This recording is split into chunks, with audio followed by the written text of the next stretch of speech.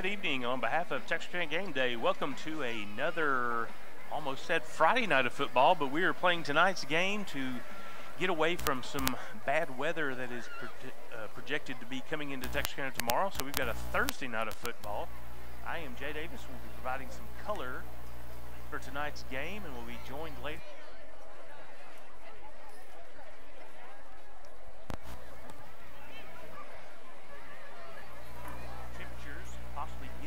Down into the low 60s.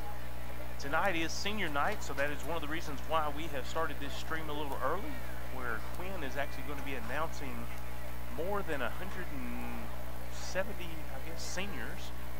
And we're excited to be able to show this to those who might not be able to attend tonight's game. But just stick with us as we move forward with senior night. It's also going to be blackout.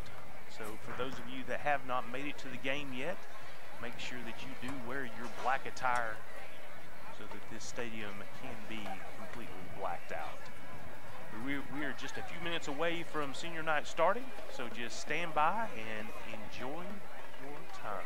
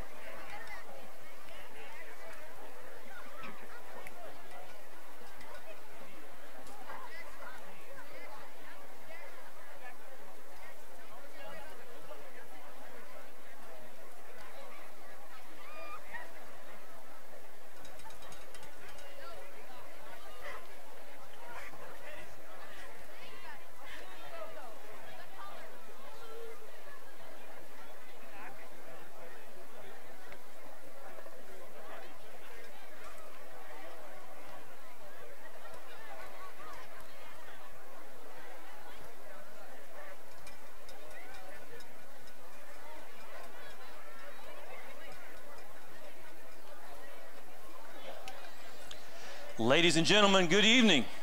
In keeping with long-standing Pleasant Grove tradition, at our last home football game, we recognize our senior football, athletic trainer assistants, cheer, band, and drill team, and cross-country students, along with their parents on senior night.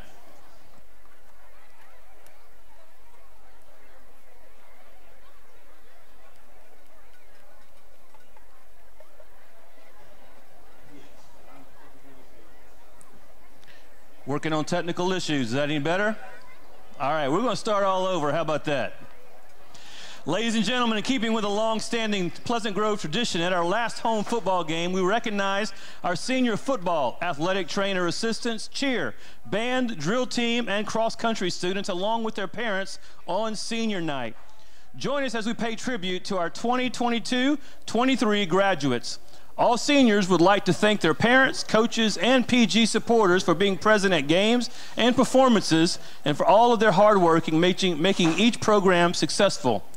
Under the leadership of head coach Josh Gibson, our senior Hawk football players are Anderson Black, the son of Joe and Monica Black.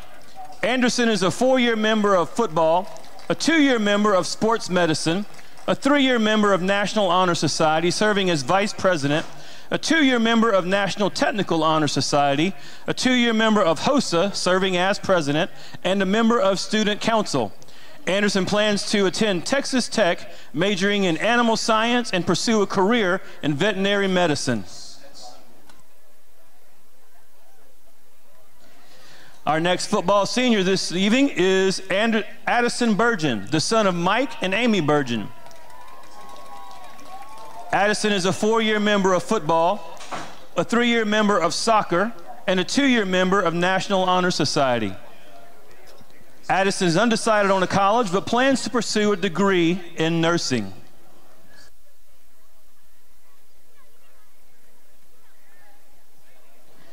Our next senior is Russell Collins, the son of Russell and Lisa Collins. Russell is a 4-year member of football, an all-district second-team receiver, a 2019 district and state champion, a 1-year member of baseball, and a 2-year member of track. Russell plans to play football at Ouachita Baptist University and major in business. Ladies and gentlemen, Russell Collins.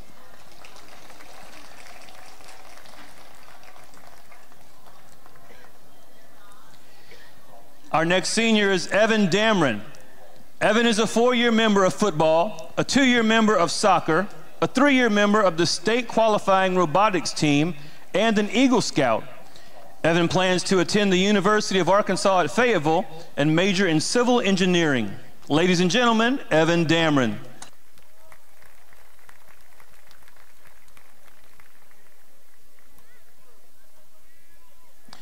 Our next senior is Joe Etheridge, the son of Joni Boyer and nephew of Terry and Sharina Snyder. Joe is a 4-year member of football, a 2-year member of track, soccer, and art. Also a 4-year member of the state qualifying robotics team. Joe plans to attend Texas A&M College Station and major in civil engineering. Ladies and gentlemen, Joe Etheridge.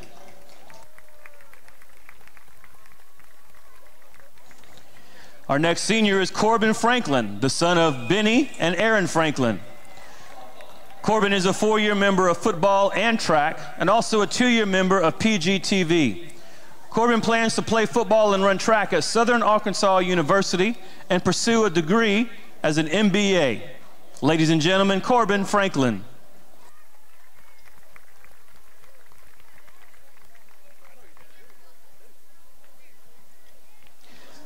Our next senior is Ethan Gardile, the son of Paul and Amber Gardile.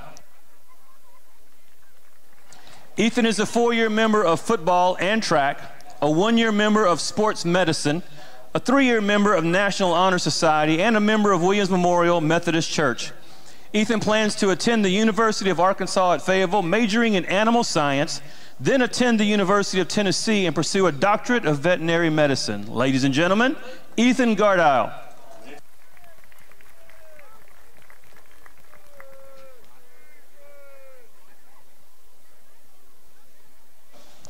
Our next senior is Perry Hack III, the son of Perry and Becky Hack.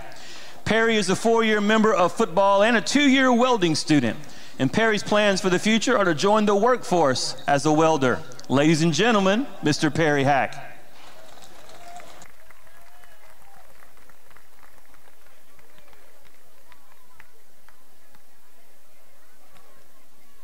Our next senior is Logan Holt, the son of Ed Holt and Christy Langston. Logan is a 4-year member of football and a 4-year member of the Shotgun Club. Logan plans to attend flight school and become a pilot. Ladies and gentlemen, Logan Holt.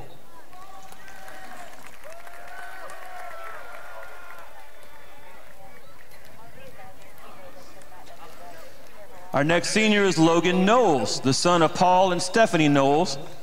Logan is a 4-year member of football, a 2-year member of soccer, a 3-year member of the state qualifying robotics team. He's also a member of National Honor Society, National Technical Honor Society, and an Eagle Scout. Logan is undecided on a college at this time, but plans to major in computer programming. Ladies and gentlemen, Logan Knowles.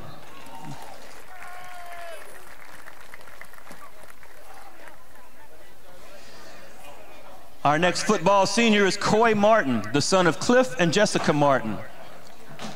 Coy is a 4-year member of football, a 2-year member of baseball and track, a 2-year member of sports medicine, and a 2-year member of National Honor Society. Coy plans to attend Texas Tech and major in nursing science. Ladies and gentlemen, senior Coy Martin.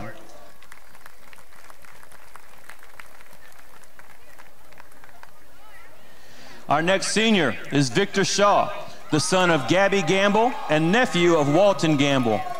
Victor is a 4-year member of football, a 1-year member of basketball and track. Victor plans to play football at UTSA and pursue a degree in engineering. Ladies and gentlemen, senior Victor Shaw.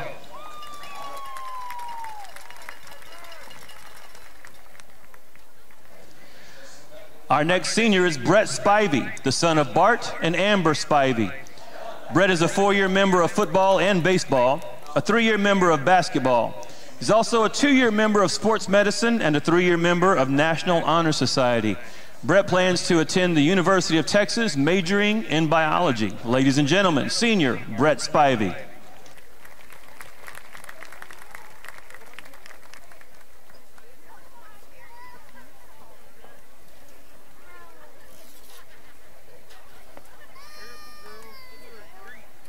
Our next senior is Jaden Stewart, the son of Jordan Stewart and Amber Watson, and stepson of Tiffany Mucklerath. Jaden is a 3-year member of football, a member of basketball and track, and Jaden plans to attend the University of Arkansas, majoring in animal science or wildlife biology.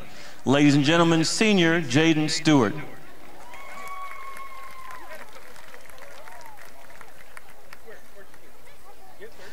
Our next senior is Matthew Thomas, the son of Will and Allison Thomas. Matthew is a 4-year member of football, serving as captain his senior year, a 3-year member of PG Shotgun Club, competing on the state and national level. He's also a 3-year member of the state qualifying robotics team and a 4-year member of PG Art Club. He's a 3-year member of track, a 1-year member of baseball, and a 1-year member of the fishing club. Matthew plans to attend the University of Arkansas at Fayetteville, majoring in mechanical engineering. Ladies and gentlemen, senior Matthew Thomas. Our final football senior is Ezra Youngblood, the son of John and Jessica Youngblood. Ezra is a 4-year member of football, a 2-year member of baseball, and a 3-year member of National Honor Society. Ezra plans to attend the University of Oklahoma, majoring in pre-law. Ladies and gentlemen, senior Ezra Youngblood. Now, if you would, how about giving a big hand for all of our football seniors?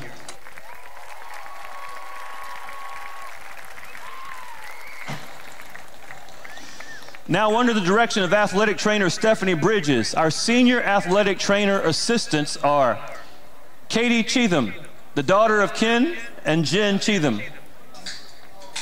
Katie is a 2-year member of sports medicine, a 4-year member of art, National Art Honor Society, a 3-year member of National Honor Society, and Kietz. She's a 2-year member of student council and a member of HOSA, also of National Technical Honor Society, and a Carnegie Hall National Art Gold medalist. Katie is undecided on a college, but plans to pursue a degree in nursing or physical therapy. Ladies and gentlemen, Katie Cheatham. Our next senior is Whit Griffin, the son of Matt and Tina Griffin. Whit is a 3-year member of sports medicine, a 4-year member of PG athletics, a 3-year member of National Honor Society, a 2-year member of National Technical Honor Society. He's a member of HOSA, the Shotgun Club, a member of the state robotics qualifying team.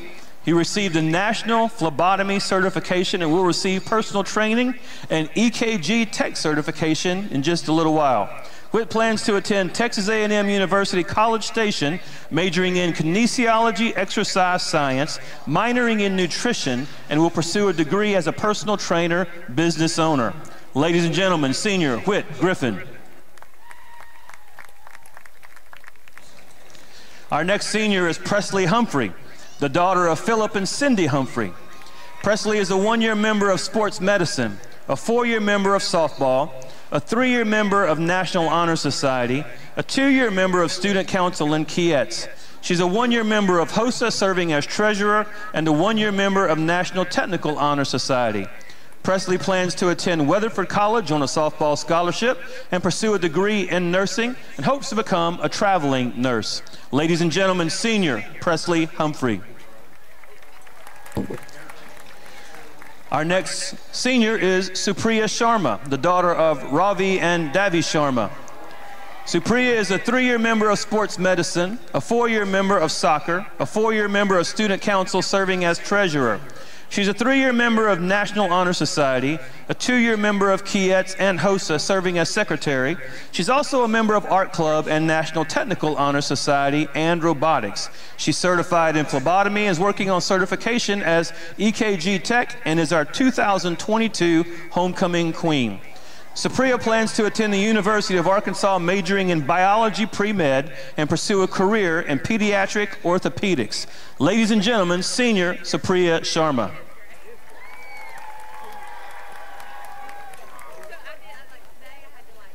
Our next senior is Oren Tidwell, the son of OJ and Tara Tidwell. Oren is a two-year member of sports medicine, and Oren plans to attend Texarkana College and pursue a degree in nursing. Ladies and gentlemen, senior Oren Tidwell. Now, if you would, how about a hand for all of our athletic trainers? Now, under the direction of cheerleader sponsor Shira Hopkins, our senior cheerleaders are Madeline Abston, the daughter of Jeff and Candace Abston. Madeline is a member of PG Cheer, a six-year member of Twin City Cheer, a two-year member of National Honor Society, Kietz, and a four-year member of HOSA. She's certified in phlebotomy, CPR, and OSHA. Madeline is undecided on a college but plans to pursue a degree in nursing, specializing in pediatric anesthesia. Ladies and gentlemen, Madeline Abston. Our next senior is JC Allen, the daughter of Sean and Shandy Allen. JC is a four-year member of PG Cheer, a member of UIL Competition Cheer, a member of NCA Competition. She's also a member of tennis, Kietz, National Art Honor Society, and Student Council. JC's undecided on a college but plans to major in business. Ladies and gentlemen, senior JC Allen. Our next senior is Abby Klubine, the daughter of Michael and Stacy Klubine. Abby is a four-year member of PG Cheer, a four-year UIL competition cheerleader, and a competition team cheerleader. She's also a 12-year member of Twin City All-Stars, a 2022 All-Star Worlds finalist, a UIL bronze medalist, an NCA bronze medalist. She's a three-year member of PGTV and Student Council. And Abby's undecided on a college but plans to major in kinesiology with the hopes of opening her own gym. Ladies and gentlemen, senior Abby Klubine. Our next senior is Braylee Cook, the daughter of Jonathan and Brittany Scott. Braylee is a four-year member of PG Cheer, a member of NCA National Cheer Team, a two-year member of National Honor Society, and Kietz. Braylee is currently undecided on a college but plans to pursue a career in dental hygiene. Ladies and gentlemen, senior Braylee Cook. Our next senior is Camille Harrison, the daughter of Steve Harrelson and Lori Stewart, and the stepdaughter of Chad Stewart. Camille is a four-year member of PG Cheer, UIL Competition Cheer, a one-year member of Cross Country, Kiet President, Student Council President, editor of Hawk Yearbook. She's also a member of Quill and Scroll, secretary of the National Honor Society, and a member of the Leadership Cabinet. Camille plans to attend Auburn University and pursue a degree in psychology or journalism. Ladies and gentlemen, senior Camille Harrison. Our next senior is Ava Keys, the daughter of Knight and Casey Keys. Ava is a member of PG Cheer, an All-American cheerleader, UIL Competition Cheer 2022 bronze medalist. She's a 4-year member of Art Club, an Articulate Gold medalist, and a published artist. She is a service project chair of Keyettes and a certified yoga teacher. Ava is undecided on a college but plans to major in business and arts marketing. Ladies and gentlemen, senior Ava Keys.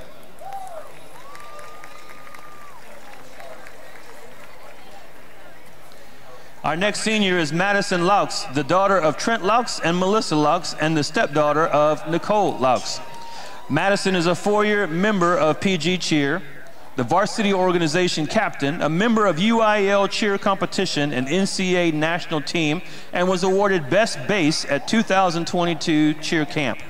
She's a 3-year member of the PG shotgun team and a 3-year member of National Honor Society.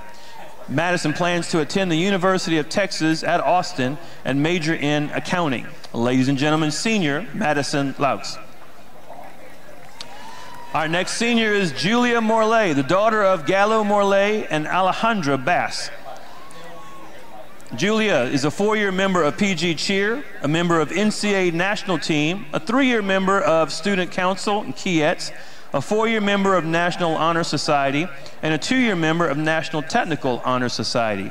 Julia is undecided on a college but plans to major in business. Ladies and gentlemen, Julia Morley. Our next senior is Cadence Neal, the daughter of Annalisa Moncrief and the sister of Tyson, Wyatt, and Riley Neal. Cadence is a 3-year member of PG Cheer, an All-American cheerleader, a member of UIL Competition Cheer and NCAA Competition Cheer. She's a 2-year member of soccer, a 1-year member of track, a 2-year member of Keyettes, a member of National Honor Society, and is OSHA certified.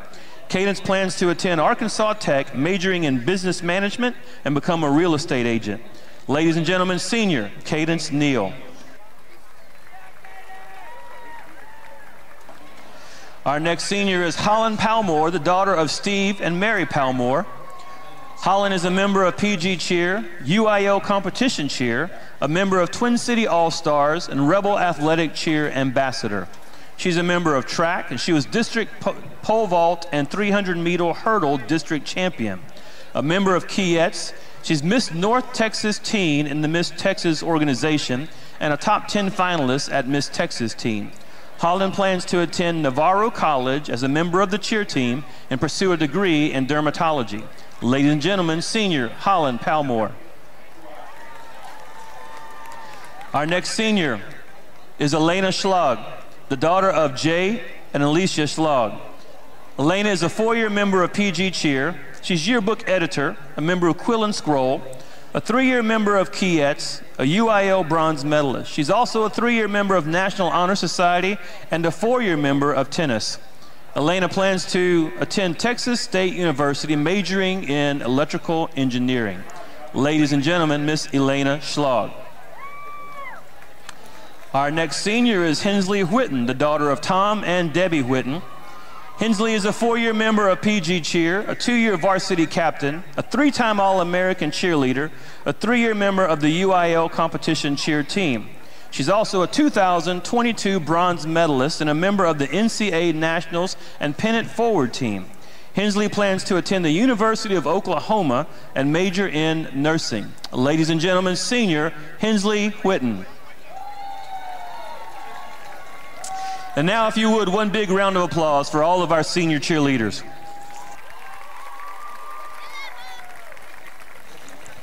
Under the direction of band director Jay Sutton, our senior Pride in Motion band members are Hunter Digby, the son of Jody and Brandy Digby.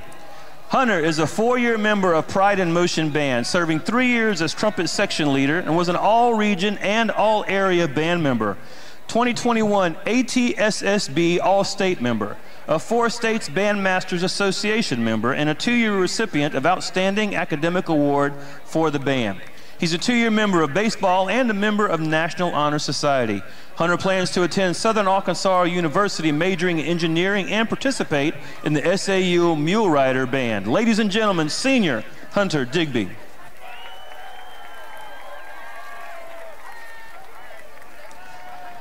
Our next senior is Zach Dooley, the son of Bryce and Stephanie Dooley.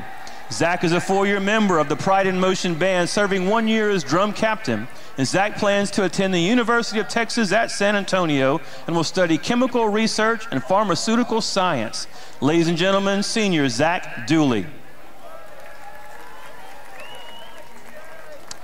Our next senior is Olivia Edwards, the daughter of Donnie and Amanda Edwards.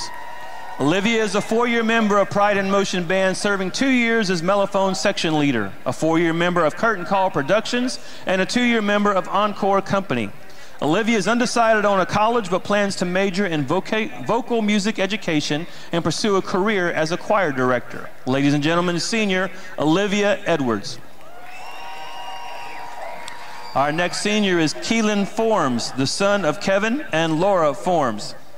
Keelan is a 4-year member of Pride in Motion Band as a percussionist, a 2-year member of UIL State Robotics Champion, a member of National Honor Society and National Technical Honor Society, and has earned 9 Microsoft computer certifications. Keelan is undecided on a college but plans to major in computer science.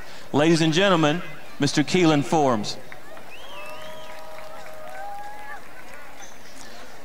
Our next senior is Abby Fricks, the daughter of Chuck and Erica Fricks. Abby is a 4-year member of Pride in Motion Band, serving as front ensemble captain, a 3-year member of Student Council, a member of National Honor Society, KIETS, and National Technical Honor Society. Abby's undecided on her plans for the future, but is keeping her options open. Ladies and gentlemen, senior Abby Fricks. Our next senior is Daniel George, the son of Daniel and Lindsay George. Daniel is a 4-year member of Pride in Motion Band. Daniel plans to become a diesel mechanic in the United States Marine Corps. Ladies and gentlemen, senior Daniel George Jr. Our next senior is Eli Goff, the son of Shane and Tara Goff. Eli is a 4-year member of Pride in Motion Band, and Eli plans to attend Texas A&M University but is undecided on his major at this time. Ladies and gentlemen, senior Eli Goff.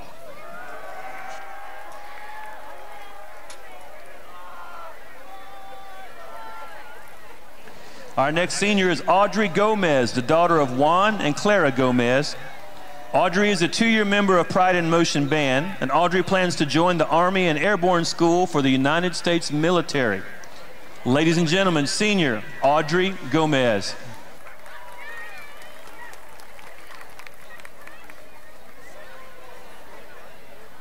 Our next senior is Andrew Green, the son of Robert Green and Sherry Smith, and the stepson of Carl Smith. Andrew is a 4-year member of Pride in Motion Band, a 4-year member of National Honor Society, and a 3-year member of National Technical Honor Society. Andrew is undecided on a college but plans to attain a culinary degree. Ladies and gentlemen, senior Andrew Green. Our next senior is Brianna Jenkins, the daughter of Robert Jenkins and Billie Jean Couch, and the stepdaughter of Terry Couch. Brianna is a 4-year member of Pride in Motion Band, a member of the Pride in Motion leadership team, and a 2-year member of Student Council. Brianna plans to attend Texas A&M Texarkana, majoring in finance. Ladies and gentlemen, senior Brianna Jenkins. Our next senior is Brett Ledford, the son of Brian Ledford and the late Lori Ledford. Brett is a 4-year member of Pride in Motion Band, currently tuba section leader, the 2019 All-Area Band member. He's a 4-year member of Jazz Band, a 3-time All-Region and All-Area Jazz Band member, a member of 4 States Band Masters Association, and a member of a 2-year National Honor Society. Brett plans to attend Southern Arkansas University, majoring in biochemistry, and participate in the SAU Mule Rider Band. Ladies and gentlemen, Brett Ledford. Our next senior is Maggie Parker, the daughter of Jason and Heather Parker, and the sister of Megan Parker. Maggie's a 3-year member of Pride in Motion Band, serving 2 years as drum major and a 2-year member of National Honor Society. Maggie plans to attend the University of Houston, majoring in marketing and finance. Ladies and gentlemen, senior Maggie Parker. Our next senior is Kayla Power, the daughter of Andy and Sarah Power, and the band daughter of Katrina Hornsby and Leslie Looney. Kayla is a member of the Pride in Motion Band, a member of the Jazz Band, a 3-year member of Winter Guard, a 1-year member of All Region Symphonic Band, a 1-year member of Jazz All Region, a 4-year member of Division I Solo and Ensemble, 1-year member of the Pride in Motion Leadership Team, and a 3-year member of National Honor Society. Kayla's undecided on a college, but plans to major in music and chemistry. Ladies and gentlemen, senior Kayla Power. Our next senior is Hannah Prine, the daughter of Aaron Radford and the stepdaughter of Bobby Radford. Hannah is a 4-year member of Pride in Motion Band and a 4-year member of Color Guard, serving 2 years as captain, and a 3-year member of Jazz Band. Hannah plans to attend Texas A&M, majoring in psychology. Ladies and gentlemen, senior Hannah Prine. Our next band senior is Miguel Rodriguez, the son of Juan Hernandez and Rosa Maya, and the brother of Esmeralda Rodriguez. Miguel is a 4-year member of Pride in Motion Band, a 3-year member of Jazz Band, and a 2-year member of All Region Band, an All Area Band, Jazz All Region, and Jazz All Area. A member of 4 States Bandmasters Association, serving 2 years as Pride in Motion drum major, and a 2-year member of National Honor Society. Miguel plans to attend Texas A&M Commerce, majoring in music education and music performance. Ladies and gentlemen, Miguel Rodriguez. Our next senior is Matthew Sexton, the son of Jay Sexton and Tony Henry. Matthew's a 4-year member of Pride in Motion Band, and Matthew plans to attend Texas A&M University and major in pre-law. Ladies and gentlemen, senior Matthew Sexton. Our next senior is Andrew Smith, the son of Andrew Smith and Tiffany Pokovich. Andrew is a 4-year member of Pride in Motion Band, a 2-year member of Jazz Band, and a 2-year member of robotics. Andrew's undecided on a college, but plans to pursue a career in software engineering. Ladies and gentlemen, senior Andrew Smith. Our next senior is James Stout, the son of Joseph and Jennifer Holmes. James is a 4-year member of Pride in Motion Band, a 1-year member of Jazz Band, and a 2-year member of tennis. James plans to attend Texas State Technical College and study airframe and power plant mechanics and electrical lineman guidelines. Ladies and gentlemen, senior James Stout. Our next band senior is Catherine Vasquez, the daughter of Sonny and Lana Vasquez. Catherine is a 4-year member of Pride in Motion Band, serving 1 year as trombone baritone section leader. Catherine is undecided on college, but plans to major in nursing. Ladies and gentlemen, senior Catherine Vasquez. Our next senior is Maylee Waddle, the daughter of Chris and Nicole Waddle. Maylee is a 4-year member of Pride in Motion Band, a 3-year member of Jazz Band, and a 4-year member of Color Guard and Winter Guard, a member of Keyettes and National Honor Society. Maylee's undecided on a college, but plans to major in jazz studies or music therapy. Ladies and gentlemen, senior Maylee Waddle. And now a big hand for all of our band seniors. Under the direction of drill team sponsor Christy Robinson, our senior showstopper drill team members are Molly Hemphill, the daughter of Dr. Hayden and Michael Hemphill. Molly is a 4-year member of Showstoppers, a 2-year social officer, a 3-year National Honor Society member serving as treasurer, a 3-year member of Keyettes Student Council, Quill and Scroll, and yearbook editor. Molly plans to attend Auburn University and major in journalism and pursue a career in graphic design. Ladies and gentlemen, senior Molly Hemphill. Our next senior is Skylar Kemp, the daughter of Oris Kemp and Jennifer Abercrombie, and the stepdaughter of Chris Abercrombie.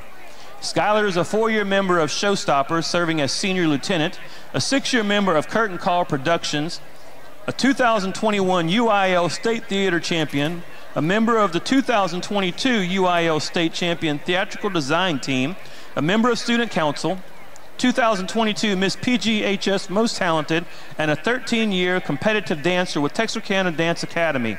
Skylar plans to attend Elite Cosmetology and Aesthetics Academy and one day perform on Broadway. Ladies and gentlemen, senior Skylar Kemp. Our next senior is Caroline Knowles, the daughter of Tim and Lisa Knowles. Caroline is a 4-year member of Showstoppers, serving as social officer, a 3-year member of Keyettes, Student Council, National Honor Society, yearbook, and serving as senior ad and sales manager. A 2-year member of Quill and Scroll and a 15-year dancer at the Judith McCarty School of Dance and has been a teacher there for 6 years. Caroline plans to attend Texas State University and major in pre-med. Ladies and gentlemen, senior Caroline Knowles. Our next senior is Edie Neal, the daughter of Tommy Neal and Heather Kaiser and the stepdaughter of Neil Kaiser and Kelly Neal. Edie is a 4-year member of Showstoppers, serving as captain, a member of Student Council, Keyettes, and National Honor Society. Edie plans to attend Arkansas State University and major in speech therapy. Ladies and gentlemen, senior Edie Neal.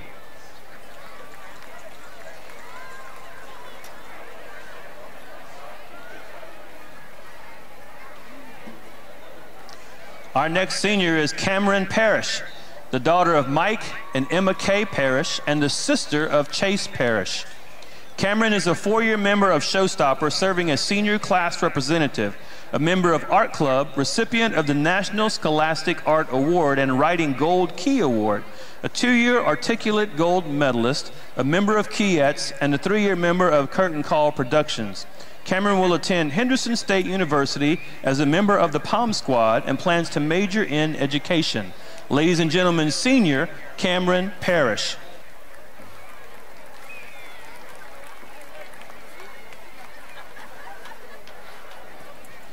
Our next senior is Chloe Rojas, the daughter of Pedro and Emily Rojas. Chloe is a 4-year member of Showstoppers, serving as senior lieutenant, a member of Curtain Call Production as dance ensemble, a 2-year member of film, and a member of Keyettes. Chloe plans to attend Texas A&M University at Texarkana, then transfer to University of Texas and major in biology. She plans to pursue a career as a dental hygienist. Ladies and gentlemen, senior Chloe Rojas. Our final Showstopper senior is Ava Welch, the daughter of Will and Jennifer Welch. Ava is a 4-year member of Showstopper, serving as social officer, a 3-year member of National Honor Society, Keyettes secretary, and a 2-year member of Student Council. Ava plans to attend Texas Tech and major in pre-law. Ladies and gentlemen, senior Ava Welch. Now, if you would, how about a big hand for all of our senior Showstoppers?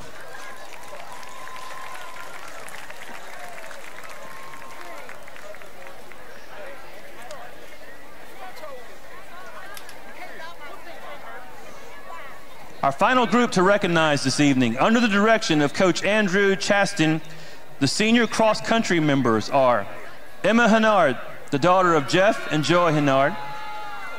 Emma is a member of cross-country, serving as captain, a 4-year member of basketball, a 2-year member of track, National Honor Society, and PGTV.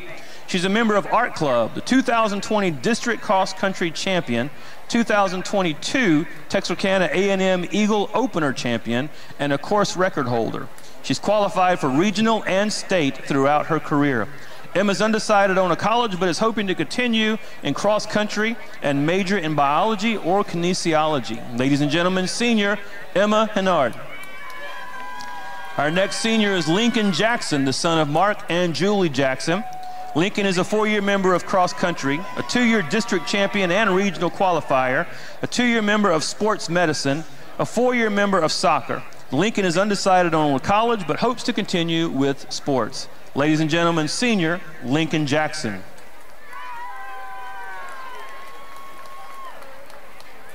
Our next senior is Peyton LeGrand, the son of Drew and Angela LeGrand. Peyton is a 4-year member of cross country, a 4-year member of soccer, a 4-year member of Student Council, and serving as vice president. He's also a 4-year member of National Honor Society, serving as president, and a 2-year member of National Technical Honor Society. Peyton plans to attend Oklahoma State University and major in pre-law. Ladies and gentlemen, senior Peyton LeGrand.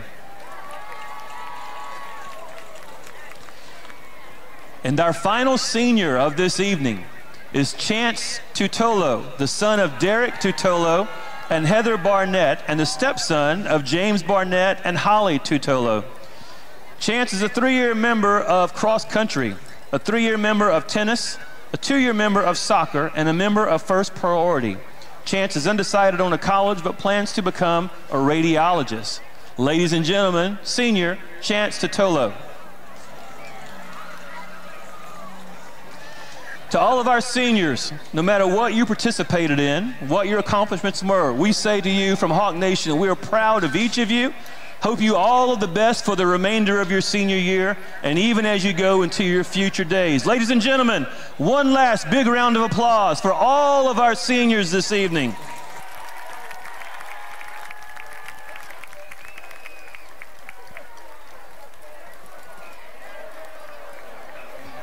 We're going to allow Quinn to have a drink of water or two before we get this game underway. We've got both teams have made it onto the field, and each of them are under their inflatable.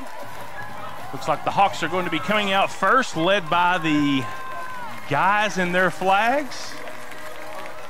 Pleasant Grove is coming in all black, and so is the crowd, since this is the blackout game. And now we've got North Lamar taking onto the field. Definitely want to tell each and every one that is watching good evening, and on behalf of Texarkana Game Day, welcome to a Thursday night of football. Pleasant Grove and North Lamar are agreeing to move this game up one day just because of the weather that is on tap for tomorrow. I am Jay Davis, and will be providing some color to Quinn Stanfield's play-by-play, who will join me just before kickoff. We're expecting a packed home crowd tonight since it is senior night. Weather has been cool, only reaching into the 70s for a few hours. Clear skies today. Temperature going to reach down into the 65 area around kickoff here. No chance of rain, and should be getting into the high 50s by the end of the game. We're going to take time to recognize and celebrate our anthem.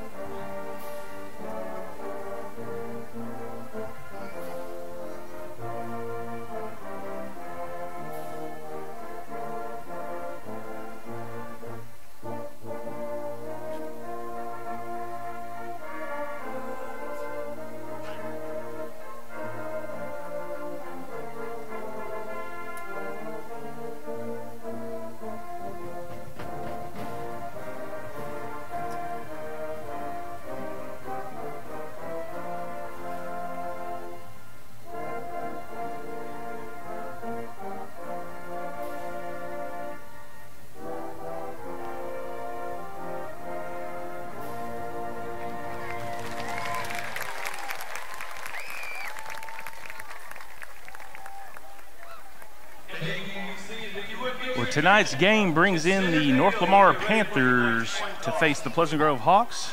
Dave Campbell's actually has PG as a 52-point favorite tonight, and they are coming in ranked number 7 in 4A Division II. But I imagine a rolling clock in the fourth quarter may allow the spread to be covered tonight. North Lamar has not scored a point against Pleasant Grove in the last two seasons, allowing 60 points last year and 56 the year before. Do have captains heading to the middle of the field for the coin toss. Victor Shaw. Number 52. So we've got Corbin Franklin, Anderson Black, Victor Shaw, and Matthew Thomas, captains for Pleasant Grove. And we've got Cole Finley, Blake Hildreth, captains for the Panthers, Cole Henry, and Quay Mason. Blake Hildreth, Coy Mason.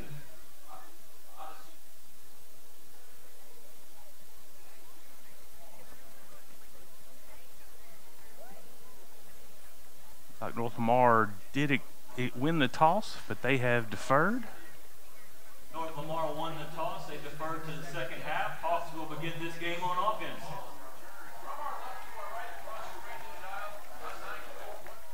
Looks like Adam Landers was the 4th captain for North Lamar. So we are just seconds away from getting this game started. So ladies and gentlemen, let's see if for the final home game if this will work. Hawk fans, guess what day it is? It's game day in Hawk Nation. Your Hawks return home with a record of 5-2 and a secured second place in the district after a dominating win over crosstown rival Liberty Ilo. But they aren't satisfied with that yet because state is still the goal. This young Hawk team's beginning to find its stride. The Black and Hawk defense has finally been resurrected. It's the last home game for these seniors, and they will protect their house. Give them their theme music tonight. Hawk fans, get on your feet. Make some noise. Ladies and gentlemen, it's Thursday night. You're in Hawk Stadium. Let's play some football.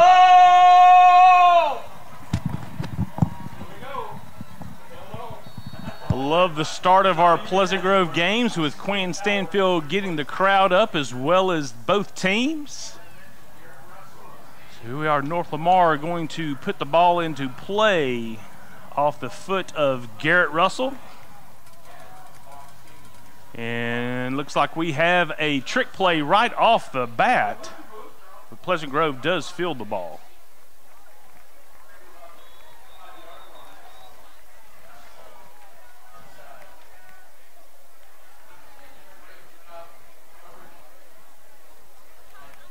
I think Quinn's having a little trouble hearing my voice, so I'll talk a little loud for right now. But Quinn, welcome to the stream.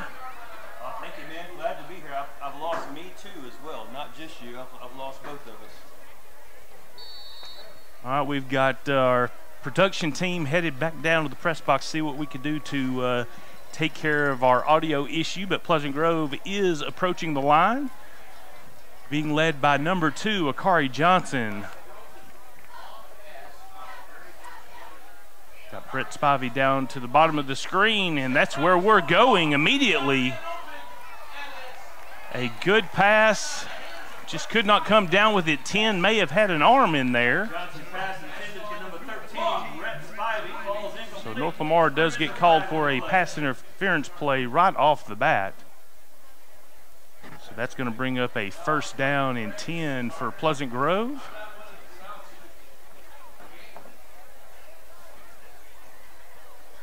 See where the referee is actually going to spot this. Looks like it's going to be spotted right on the 40-yard line, where Pleasant Grove will once again have 1st and 10.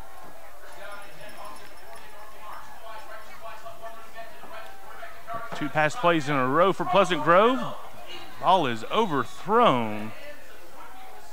Intended for Russell Collins, who is actually leading the team in passing yards. And he has definitely come in and made a difference for Pleasant Grove, actually being out many games and to quickly take over the leading receiver. Spencer Danner up into the air for a good gain. It's going to bring up a 3rd and 3 as Pleasant Grove huddles back up.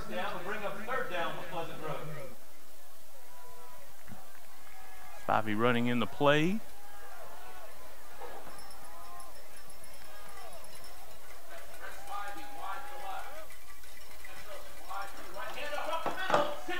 Jaden Stewart. Good power run right up the middle for a Pleasant Grove Hawk 1st down. That's going to take us to 11 minutes and 5 seconds remaining in this 1st quarter. Pleasant Grove continues to advance.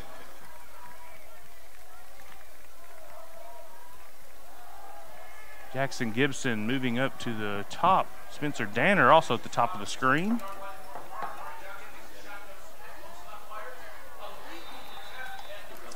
Looking for Spencer Danner. I believe that would have been his 1st reception of the year had he been able to come up with that, but that ball was a little bit to the outside.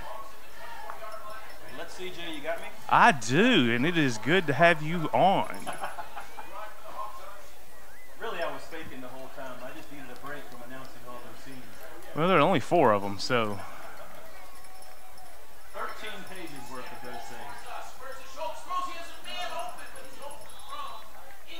Kari Johnson rolling the right. Yeah, Pleasant Grove definitely wanting to come out and show some passing attack. But this does bring up a 3rd and 10 as we have an incomplete play. Xavier Johnson running this play in. Be a wide out at the top of the screen. Lance Jackson in at tight end.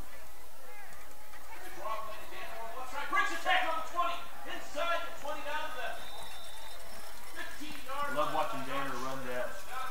He does such a good job of finding a seam and just making his way through it so smoothly.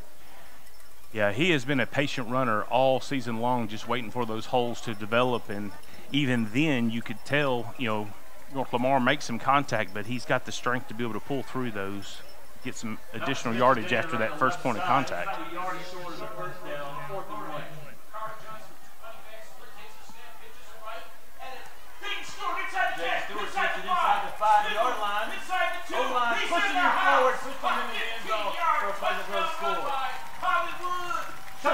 Yeah, lots of tough running by Jaden Stewart there. Getting into pay dirt at 9 minutes and 57 seconds left in this first quarter. Hawks score first, 6 on the board. When I was coming into the parking lot this evening, I came across 2 different O-linemen that were walking into the athletic building together. I stopped and rolled down my window and I said, all right, I need you guys to give me a reason to mention O-line tonight. So I think they just did right there. They helped push them on across the goal line. Well, I actually had the opportunity to talk to one of the O-line dads this week, and just, you know, we sort of talked about just not taking any plays off. And so I think that's going to be a focus for tonight's game, and this O-line just sort of trying to dominate from the beginning of the game here. I think that'll really be the thing for the Hawks as they look towards the rest of the season going into the playoffs. There's no doubt we've got probably as many skill players as we've ever had, all in one big group. Got a really good Hawk defense. Going back to now to call them the Black Hawk defense again. The thing that's going to make the difference, I think, going into the playoffs is what the O-line does. I agree, and it's also going to be even the backside linemen, you know, getting down the field when Danner does get into the secondary and maybe get that additional block just to be able to extend that run a little bit further. We're just under 10 minutes left in the first quarter, 9:57. Hawks put the first score on the board and kick it off deep now. And let's see what the Panthers are going to do. Fair catch is made down near the 5-yard line where the Panthers begin this possession. Yeah, Halston Bach is definitely going to be a positive for Pleasant Grove once we start making the playoff run. His legs definitely going to keep the ball out of some of the other teams, just, you know, key players, and be able to allow that defense to continue to be strong.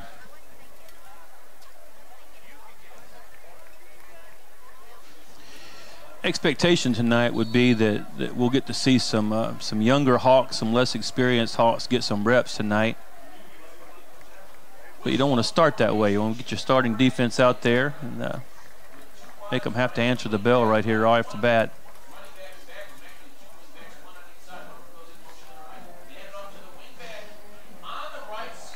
There's a handoff trying to come up the left side, and the Hawk defense, the D-line, just stopped that, shut it down before it could ever go anywhere. Going to be a loss of about a yard to bring up second down. Yeah, Anderson Black got in there and really disrupted the running back and was able to keep a negative tackle for loss for the Pleasant Grove defense here.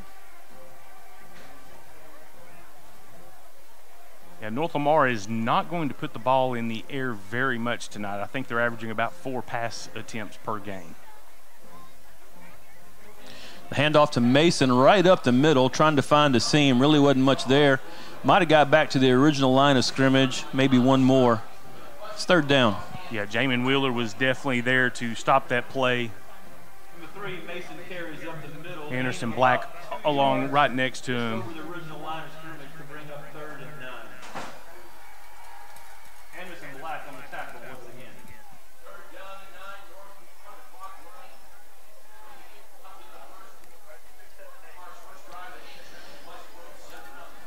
North Lamar is definitely playing ball control, taking their time, bleeding the clock down. I think any Pleasant Grove fan can respect that. Yeah.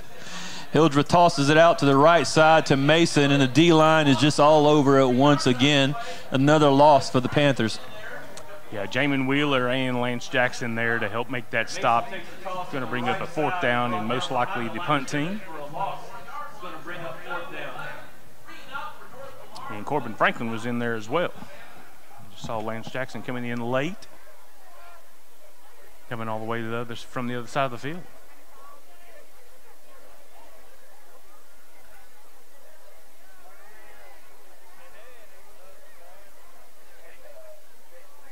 Doesn't look like much pressure is going to be sent. High snap. It didn't go behind him. He did a good job of jumping up and stopping it, but then the punt is kind of shanked off to the right side and goes out of bounds near the 45-yard line. No, correction, way further than that. That's the 45. Hawks will begin this possession at the 45-yard line. First down with 7 minutes and 41 seconds left on the clock. Yeah, good series by the defense, holding North Lamar to no yards there. I would imagine that's what they would like to see for the remainder of the game, but we now have Pleasant Grove offense coming back onto the field. Russell Collins lining up to the bottom of your screen here.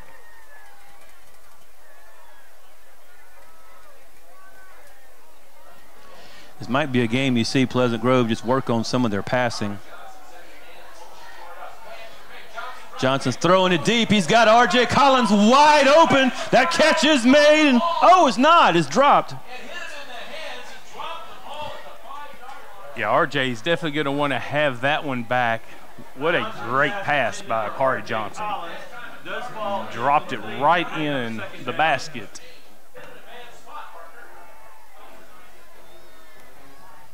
And actually pretty fortunate that Rhett Bestful did not intercept that after it was dropped. I would imagine you will see that again at some point. Little swing pass out to Jalen Bordley on the right side. Bordley tries to cut it back in. Found a little seam, is going to get up near the first down marker.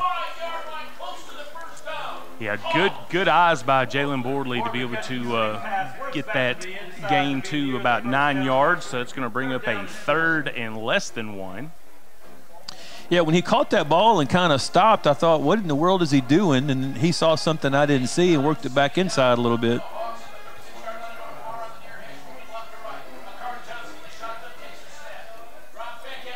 Johnson throws a little dump over the top to Bordley on the right side, and Bordley's down near the 30, about the 32-yard line. It's taken out of bounds there. It's a first down for the Hawks. Yeah, Del Toro, number 21, was there to help force him out of bounds along with Braden McCormick.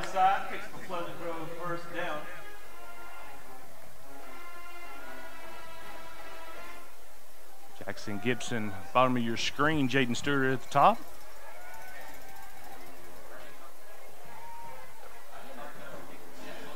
Johnson's looking to throw but didn't find anything, so took it himself right up the middle. Just good positive yards for the Hawks right there. It's going to bring it inside the 30. Yeah, Buddy Posey did a good job sort of staying home there and was able to keep that to a short gain for Akari Johnson. That's definitely one of the weapons that Akari has, just his feet. Johnson throws it down to Lance Jackson. Lance catches it on the crossing route to take it down near the 10-yard line. First down for the Hawks. Yeah, Blake Hildreth is one of their top athletes on the team, was there to shadow Lance, but just was not able to keep him from getting the ball. Was there to be able to help make that tackle. Rhett Bestful actually bringing him down, bringing up a 1st and 10 at the 10. Johnson drops, he looks again, nobody there. Throws it away, makes a good decision right there. Yeah, good coverage there by North Lamar. All the Hawk receivers were covered. That does take it down to the 5-minute and 45-second mark of this first quarter. Brings it up a 2nd down and 10 at the 10. Jackson Gibson running in the play.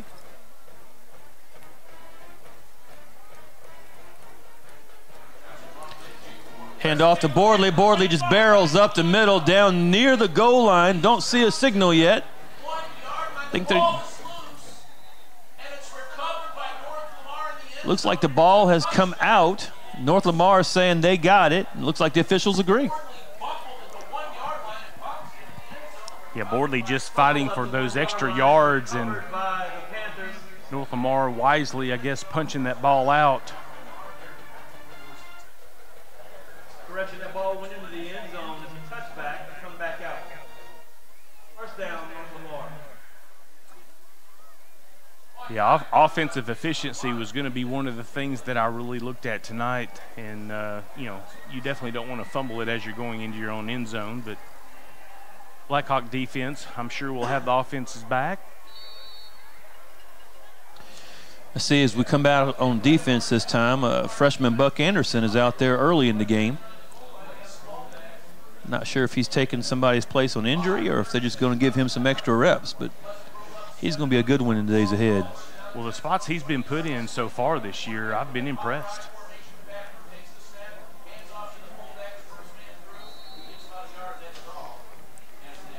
Panthers gained about a yard, just barreling ahead in the pile. It's going to be second down and still 9.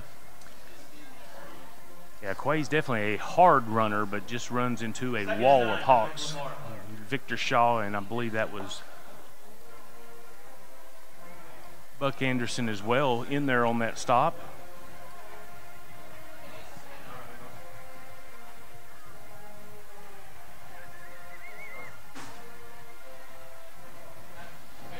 Hildreth took the snap, got a good toss out to the right side. Hawks bid on that inside dive, and when he tossed it out, it worked for him. Yeah, I bid on that as well. A good play execution there.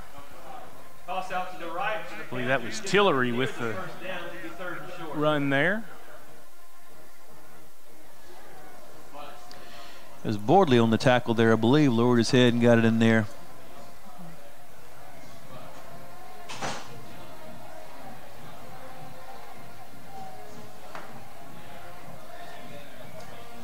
Yeah, Tillery hasn't been used that much by North Lamar so far this year, but definitely looked good running the ball there. Hildreth kept it this time, and he found a seam. Got some wheels getting downfield near the 40-yard line of Pleasant Grove. Pushed out of bounds just past that. Yeah, basically took the two fastest Hawks to track him down, Corbin Franklin and Akari Johnson. But North Lamar does take over, or take the ball over the midfield line, so they are now on the Pleasant Grove end of the field. 4 minutes and 38 seconds remaining in this first quarter.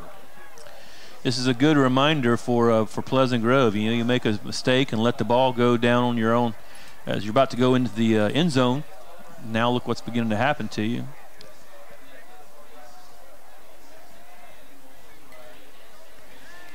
Hildreth bounced right, tossed it out to the right side. Going to go out of bounds just inside the 35-yard line, or just before the 35-yard line. It'll be second down for the Panthers.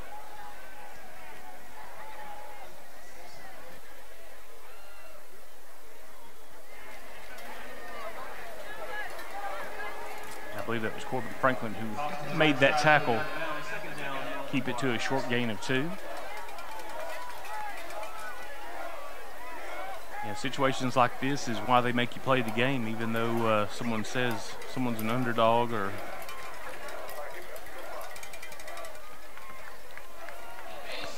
Hildreth handed it off to Mason up the middle. Nowhere to go right there. The ball did come out. Big scramble for it. Hawks have the ball in their hand, looking to see what the officials say.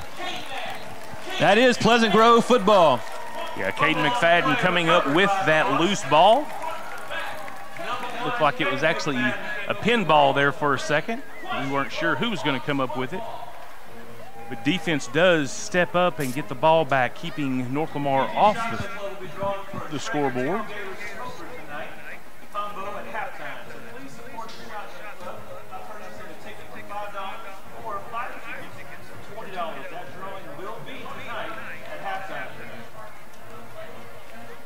for those that are watching, since the football game is not going to be played tomorrow, go support the Lady Hawks when they're trying to play for seeding playoffs against North Lamar in Avery tomorrow at 6. Hand off to Jaden Stewart, works his way up the middle. He's at the 45 before he's met by several white shirts and pushed backwards. So Stewart's going to pick up about 6 yards on that one carry. Yeah, Buddy Posey is there to help make that stop, as well as big Dawson Taylor. It's Stewart again on the right side. He did get the Pleasant Grove first down as he takes the ball down to about the 46. Yeah, Del Toro makes the stop there, but not until Pleasant Grove does get their first down. Spencer Danner finds the seam, works it down to the 40. Yeah, Dawson Taylor once again steps in there and makes that stop. Pleasant Grove trying to speed this up some. Johnson's rolling left, looking downfield. He's got big Lance Jackson down to the 20, rumbling and stumbling out about the 15-yard line. Yeah, the only thing that Cole Finley could do there was try to hit him in the thigh, and wisely does so, but that is enough to stop his momentum.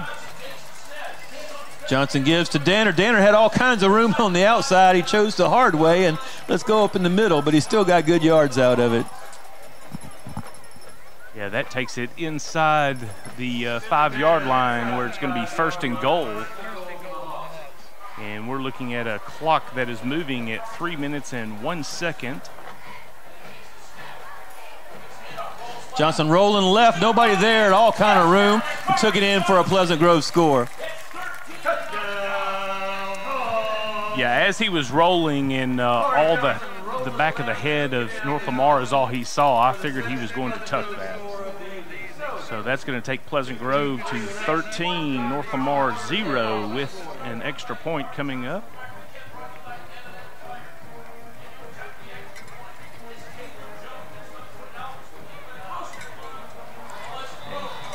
Jones' point after is no good. Was it blocked?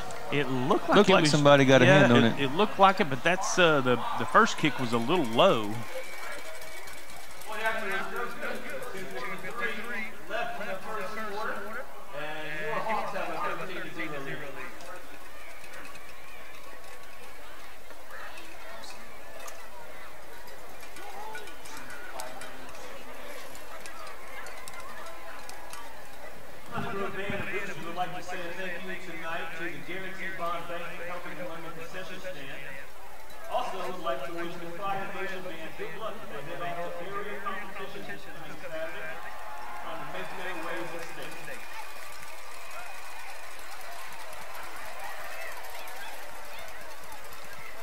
Definitely want to thank those that have joined tonight's stream. Appreciate you catching some Hawk football.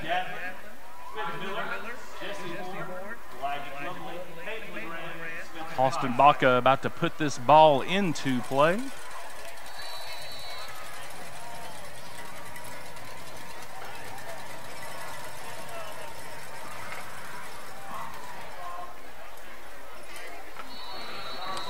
Kick is down inside the 10-yard line. A fair catch is called for and made, so that ball will come back out a little bit.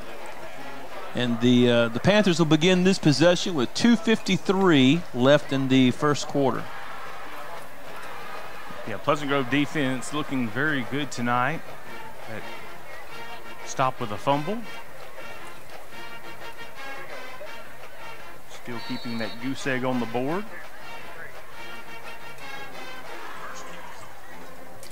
I wish I would have been keeping specific notes and stats on what Spencer Danner is doing this evening. He needed 87 yards to break into the 1,000-yard club for this season. Yeah, he's only averaging 8.9 yards per carry.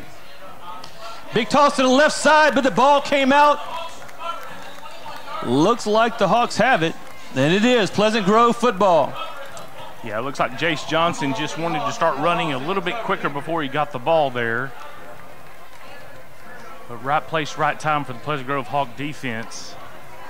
Great field position for Pleasant Grove's offense to take over.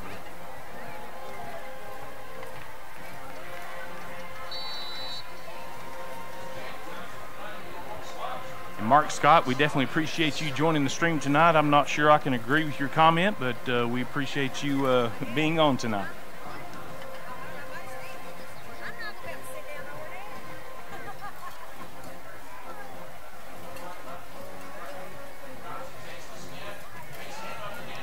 Johnson faked it to Danner, rolled to the right a little bit, and kind of ran an option play where he optioned it out to Jalen Bordley. Really not a lot on the play. A couple, I guess. Maybe 3. Well, they're giving him more than that. 1, 2, 3, 4, about 5. Yeah, he actually rolled on top of Adam Landers to be able to get those extra couple yards there.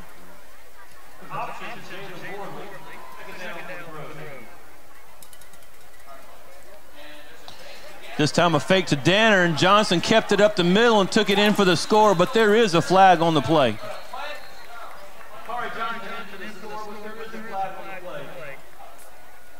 Yeah, this may be coming back. Does look like holding is going to be the call. Also looks like we have a Panther down in the end zone.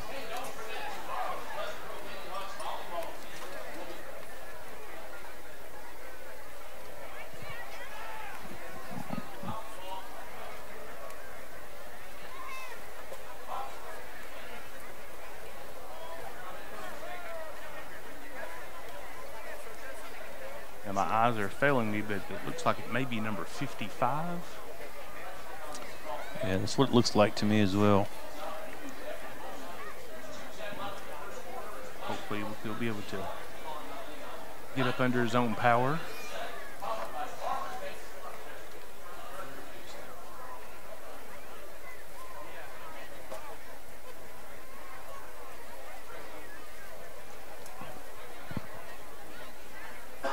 Yeah, it's unfortunate when anytime that you have a penalty that keeps you from scoring, but definitely great effort there of Kari getting into the end zone.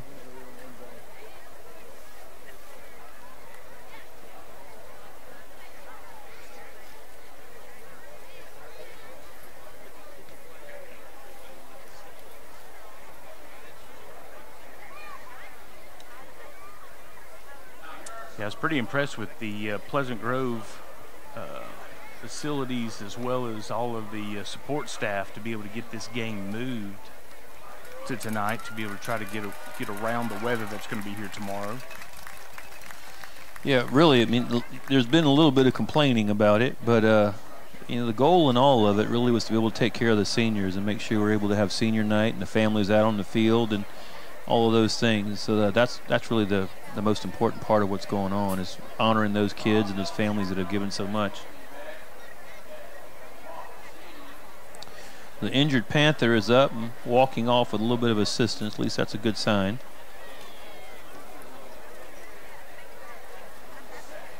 So when the ball gets put back in play, we'll be at the 2-minute and 10-second mark in this first quarter. 2nd and 9 at the 20-yard line.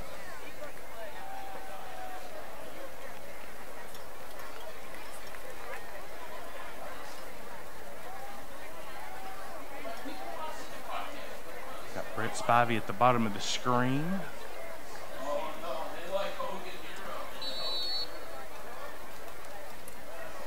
Putting the ball back into play. Man goes in motion. Johnson drops back passing. He's looking downfield. Kind of threw a dump ball out to Brett Spivey. I don't think Spivey really had a shot at that one. I believe that was Garrett Russell there on the coverage. Actually, that was number 9, Blake Hildreth.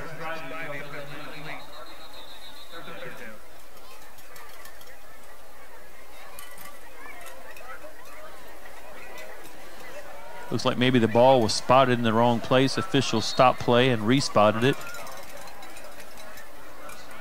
Give to Danner around the right side. He cuts it back up into the middle. Got a little bit of help, a little push from behind, and takes it down to the 10-yard line. That's going to be a Pleasant Grove first down. Yeah, staying in the play there, Joseph Bailey was able to get on his back and push him to get to the first down marker. Johnson rolling left, nothing's there. Just making an athletic play. You found somebody open. Is that Bordley? It is.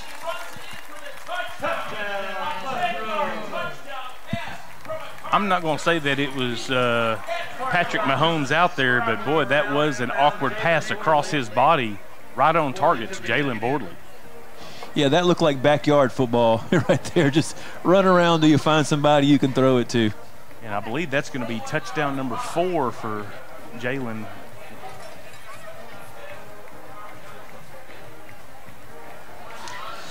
This point after by Caleb Jones. This one is good. So you've got 1 minute and 39 seconds left in the first quarter.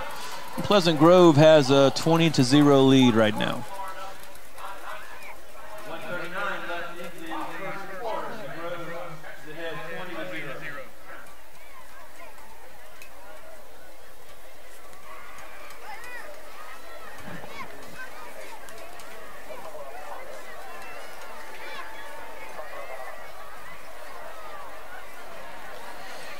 Yeah, I'd say to, while we're just kind of stalling in time here, I'd say to some of our Pleasant Grove fans, if you get an opportunity, maybe more so on an off day like a Saturday or a Sunday, get a chance to come back down Hawk Lane and see all the fun stuff that's going on back here as we make a baseball and softball complex. If you've been back there before, all the trees that were there and the woods, that stuff is beginning to come down as we begin to make a whole new athletic complex. It's pretty impressive at this moment. Yeah, I'm excited about this addition to the Pleasant Grove High School campus.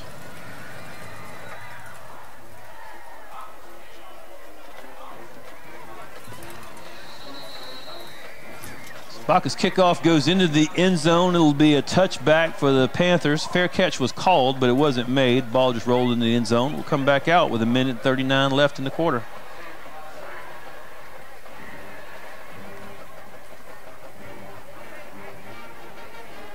Yeah, the addition of the softball field, baseball field, and a track is definitely going to be a great benefit to these students. Going to allow them to put a little more time into their craft and not so much driving the roads of Pleasant Grove to get to the middle school campus to be able to get their practices in, and as well as games. So definitely going to be a great sporting complex coming off of Hawk Lane once all this is completed. I was talking to Matt Fry, who's kind of running all of that for Pleasant Grove, and he said not this coming baseball, softball season, but next year's season. They expect to be on it and able to play. Hildreth tossed it out to the right side, but ball carrier only gets back to the line of scrimmage. Maybe second effort got him a little past that. Going to make it second down as he's pushed out of bounds. Yeah, Corbin Franklin, one of the many Hawks there to help with that short gain on the defense there. Off the right side, pushed out of bounds. That takes it to the 1 minute and 30-second mark of this first quarter.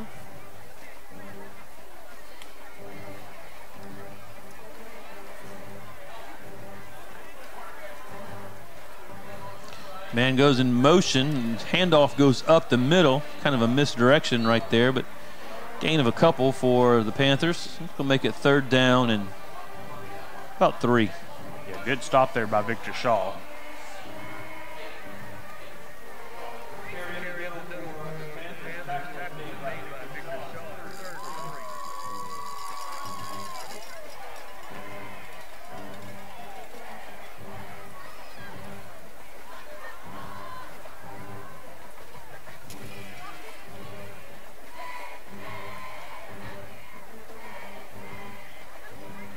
Hildreth kept it, tried to get out on the right side. Looks like he got the first down, though.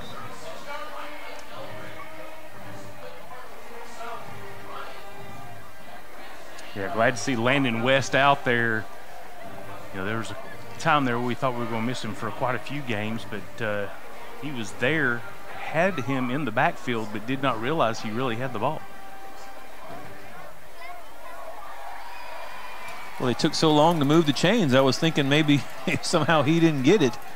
Well, they actually called a face mask on the Hawks, so that's what is actually moving the chains. I got you. I didn't see that flag.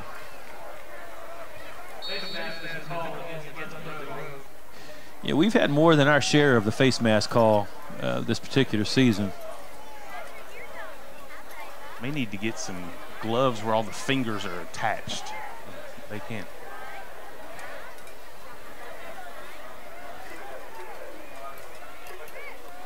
Man goes in motion. Hildreth keeps it. He faked the inside play. Wanted to go outside and got a big sack made by number 33, Landon West. Yeah, he knew who had the ball on that play. So great defensive stop there by Pleasant Grove, bringing up a 2nd and long. Probably going to take this to the end of the first quarter, though.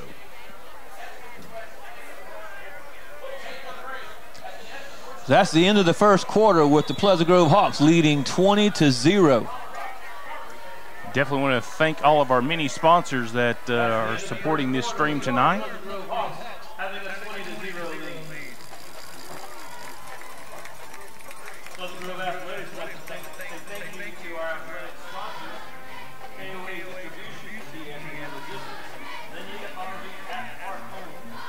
So with North Lamar approaching the 50-yard line, the teams will not have to move far as they switch ends of the field. Pleasant Grove going to be defending the north end of the football field for this 2nd quarter.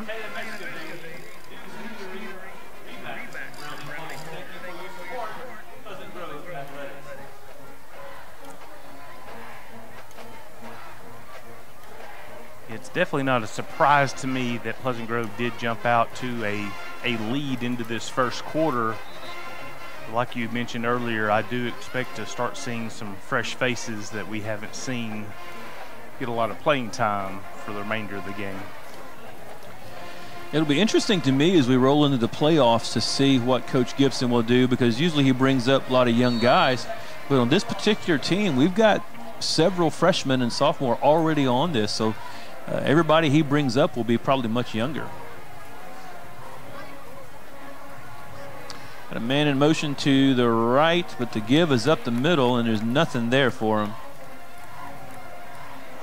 Yeah, Pleasant Grove defense definitely making a great stop there.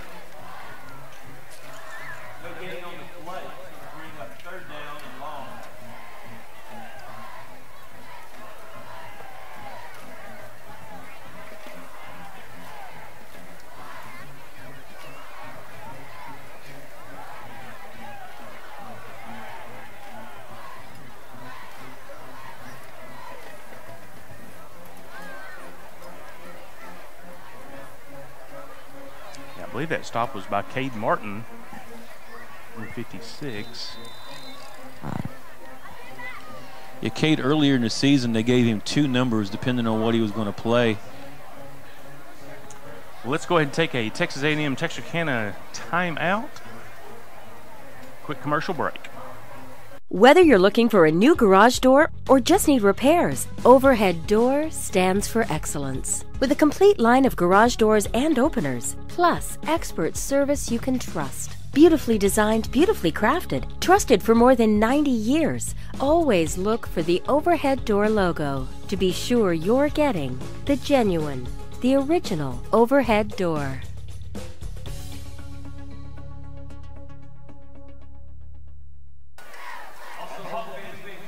Yeah, Quinn mentioned earlier how Cade was wearing 2 different jerseys. 36 was the other one that he was wearing, but tonight that is being worn by one of the freshmen that has been moved up to the team, Kenmarion Jones.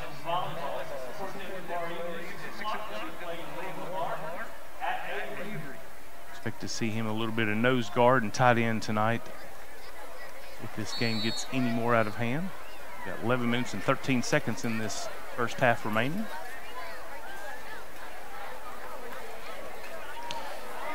Hildreth made a great play of getting rid of that ball just before he was going down. That toss went out to number 5, Malachi Tillery, and he's pushed out of bounds near the 40-yard line. Good play by the quarterback there. Yeah, Cade Martin had the quarterback in hand, and Corbin also went inside to allow that run to get to the outside of him. So that's going to bring up a 4th and about 6 or 7. Brings up a punting situation for North Lamar. So Collins back to accept this punt. After that previous snap, you may see a little pressure this time from Pleasant Grove. It's a high snap again. The punter was able to get it away, but it's going to go out of bounds. Probably marked somewhere near the 35-yard line or so. That looks about right. 30. Yeah, anytime that snap gets up a little high, that's going to cause the kicker to rush his routine, and we've seen that twice in a row now by North Lamar.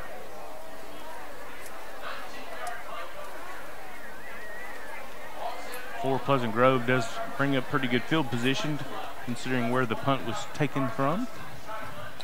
The Hawks still have their start no in right now. Johnson's in the shotgun this time. Dropping back, looking to pass, throws it down the middle, threw a really low pass to Landon Jackson. I think Jackson made a business decision to not try and go down and get that one.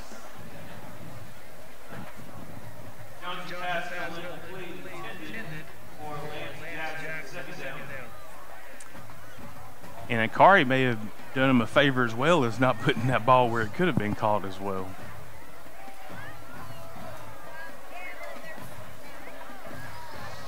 Johnson hands it to Danner. Danner working around the right side. Looked like he ran right into the tackler on that play. Yeah, Braden McCormick was there to keep Danner to a short gain.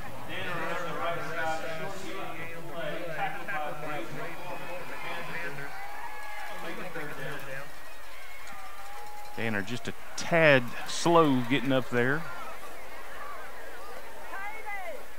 He may have probably got the wind knocked out of him. Yeah, I think he caught a knee right to his stomach area. Johnson rolling left, looking to throw, nothing there. Shakes it around a little bit. He hit Lance Jackson at the 50-yard line, 45-40. He's still in bounds, working down the field, down to about the 25-yard line before he's brought down by the Panthers. Yeah, Lance is probably going to want to put the end of that catch there on Huddle. Some great moves. Very slick and elusive. Yeah, he got 20 or so yards, if not more, after the catch. So Johnson's looking to throw to the end zone. Throws into double coverage. It fell incomplete.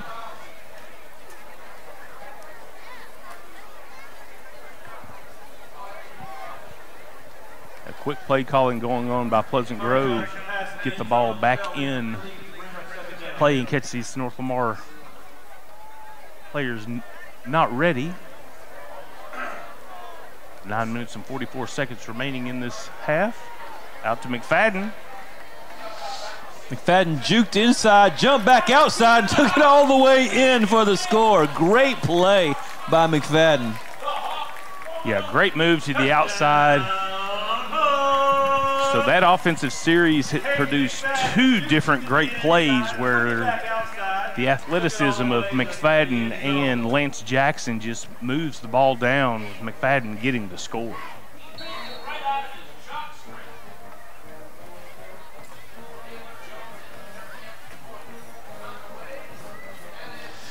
Jones' point after is good. So we've got 9:36 left in the first half, and the Hawks have a 27-0 lead.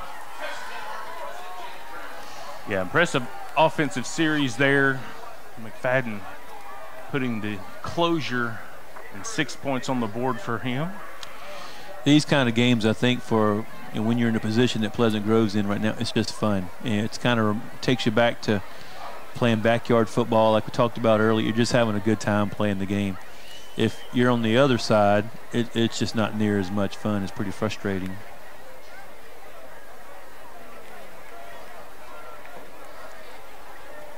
Well, being a class of 90 alum, I sat through many of those games.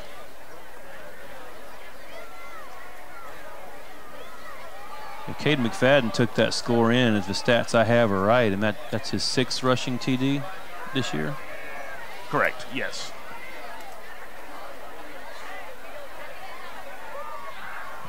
Yeah, he hasn't touched the ball as much as some of the other running backs, but when he touches it, it definitely gets moved down the field. He's averaging, I think it's right at 6.6 yards per carry.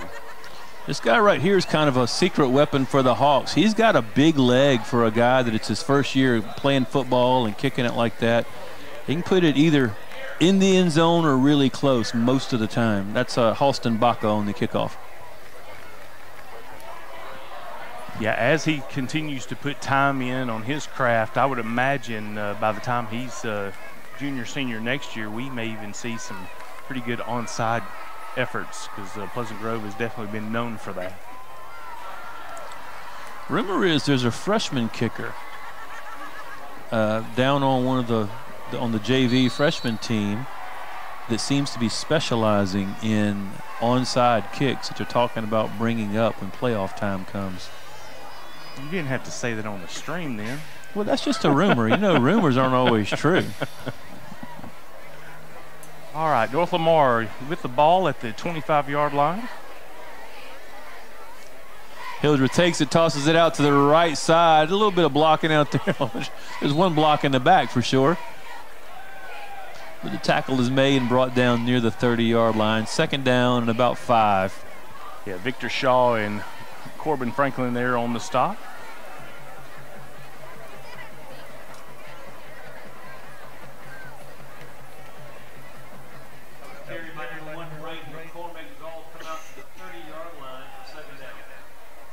We've got 2nd and 5 coming up for North Lamar.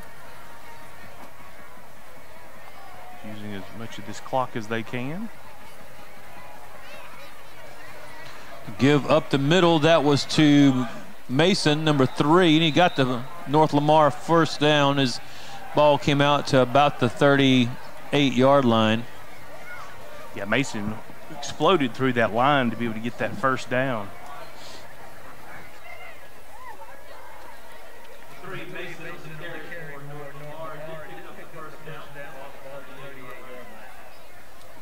Yeah, Mason's got 923 yards so far of rushing for the year, so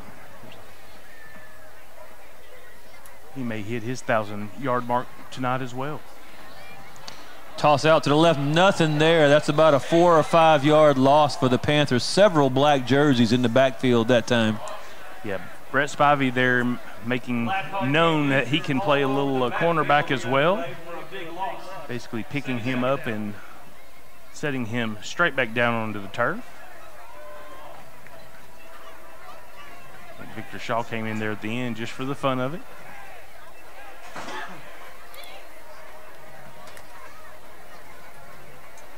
Victor Shaw is tied with Corbin at 66 tackles.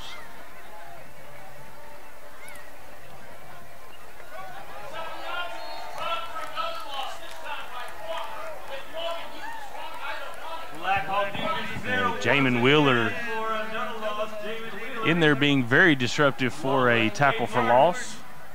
It's going to bring up a 3rd and long for North Lamar.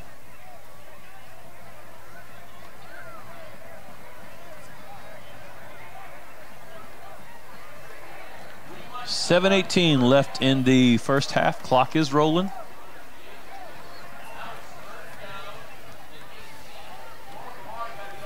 Anytime Pleasant Grove gets their defense set up and I see Jamin Wheeler and Victor Shaw on the same side, I'm like, that's just not fair. We'll get a timeout by North Lamar.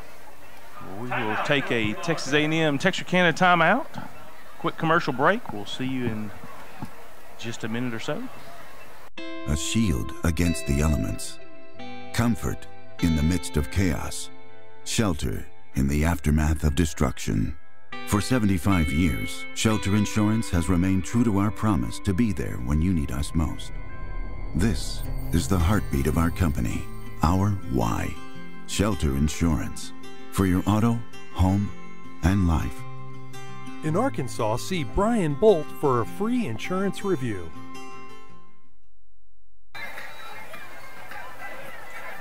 We are back where we have 6 minutes and 59 seconds remaining in this second half, where Pleasant Grove leads North Lamar 27-0. North Lamar with the ball, but they are in a 3rd and long situation, about 18 yards to get to the first down marker. Play resuming now.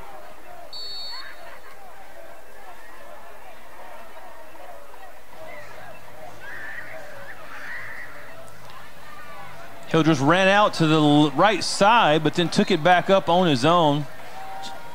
about a yard shy. Well, they're going to go ahead and get him back to the original line of scrimmage. So it's going to still be 4th and about 9. Yeah, Caden McFadden as well as Jaden Scales there for the stop. Takes it back to the original line of scrimmage to make it about 4th and 9. So 4th and 9, we do have the punt team on the field for North Lamar. R.J. Collins back to receive this kick.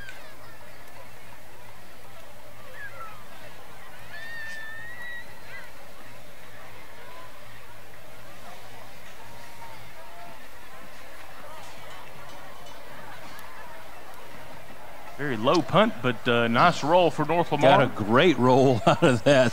That's the best punt of the night so far. Down about the 20.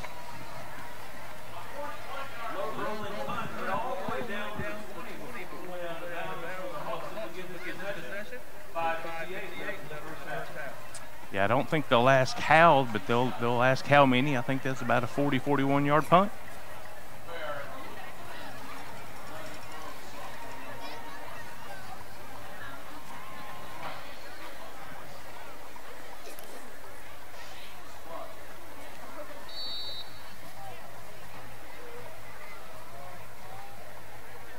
Guess we probably would expect to see all the starters finish out the first half. Probably come back out and begin the second half just so you get the experience of coming out from halftime. You got to get it done again. And maybe begin to see some different things happen. That pass was out on the left side. That was to Brett Spivey to make the catch. Gain of about 5, maybe 6. Yeah, Tillery out there on the coverage and just kept him in front of him, but did allow Brett Spivey to get about 6 yards there, creating a 2nd and 4.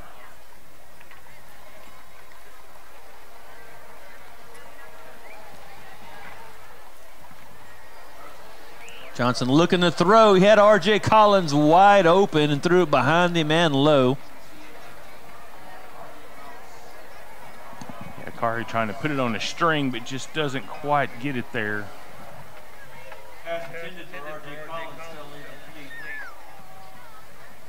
Almost looked like a defender kind of came in late a little bit right there. I guess he might have thought the ball was caught, but still he's already down. There's no reason to make that play. Jaden Stewart takes the handoff, works up the middle, did get the Pleasant Grove first down as he brought the ball out to about the 35. Clock will stop while they move the chains. We're at 5:14 left in the first half. Now it's running again. Yeah, Cody Stevens there trips him up, but not before he does get enough yardage for a first down. So we'll be under 5 minutes remaining in this first half. The snap of this ball. Quick pass to the outside. Yeah, Kari faked that little give and then did the outside pass to Danner. And I believe that is his first reception of the season.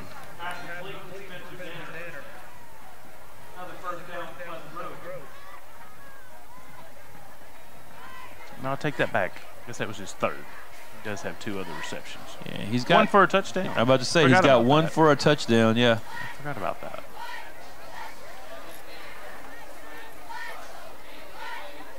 Four and a half minutes left.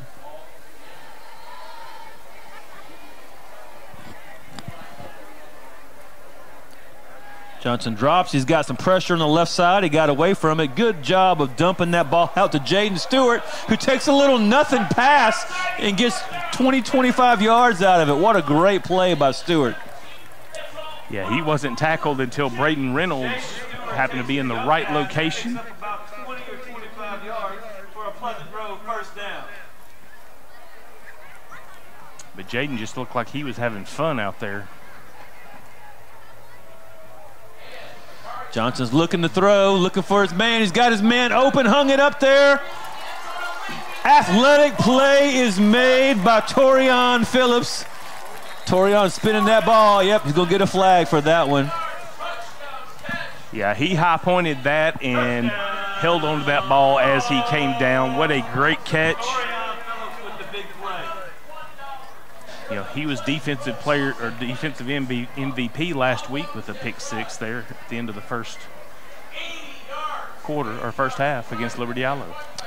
You know, last week at Liberty Ilo, one of our receivers made a touchdown catch he did a little something with the ball, and I just happened to be standing close enough that I heard an official walk over to him and said, hey, you made a great play, don't mess it up by showboating. And he didn't throw a flag on him, but just then we got a little spinning of the ball and official threw the flag on it.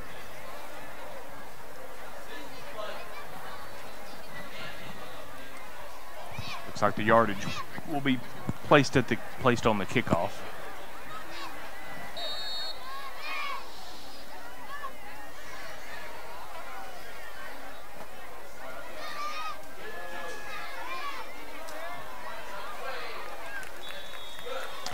Caleb Jones' point after is good. That's on the hold from Jackson Gibson as the flag runners go across the end zone. Got 3 minutes, 48 seconds left in the first half with the Hawks having a 34-0 lead. Caleb Jones' point after is good. 48 left in the first half. Hawks have a 34-0 lead.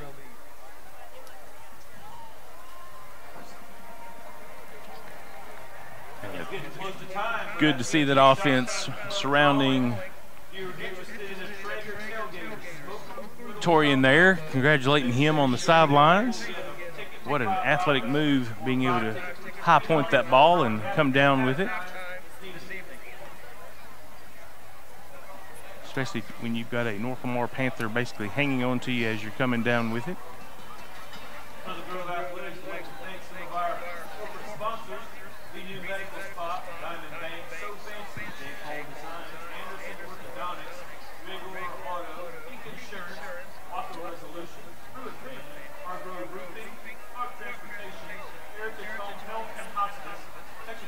A game of interest will be taking place tomorrow night across town at Liberty Ilo. That is going to have possibly some playoff seeding as far as what that result would be. Liberty Ilo still has their playoff hopes in their hands. All they need to do is win a couple of games, and they're in that third or fourth spot. They'll be playing Pittsburgh tomorrow. Baca's kickoff not quite as deep this time. I thought the returner was waving his arm. I guess he didn't get it high enough for a fair catch. But he brought it out to the 35-yard line, and the Panthers will begin this possession right there with 3:39 left in the first half. Yeah, Noah Sexton was there to make that tackle. Kickoff is taken back out to the 35-yard line. Noah Sexton making the tackle for the Hawks. 3:39 left in the first half. Yeah, Noah doing a very good job just staying in his lane to be able to make that stop.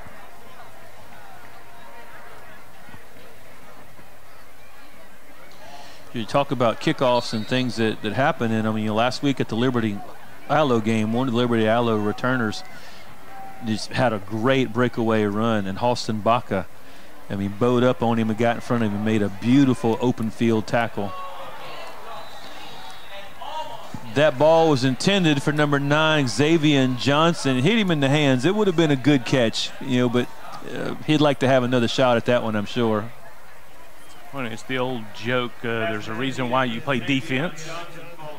But good coverage there to limit one of the few pass plays that the Panthers will put up tonight.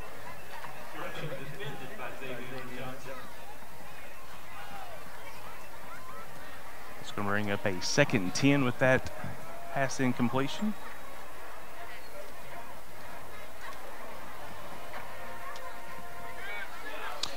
He kept that on that option play, nowhere to go. It's going to be a loss of about 2. It's going to bring up 3rd down. Yeah, Pleasant Grove and North Lamar were not the only schools that decided to move their game up a day. You've got, and these are going to be teams that we're going to hear later in the playoffs, but the Center Rough Riders are leading the Bullard Panthers 21-7, and the Rusk Eagles are leading Brownsboro Bears 14-8.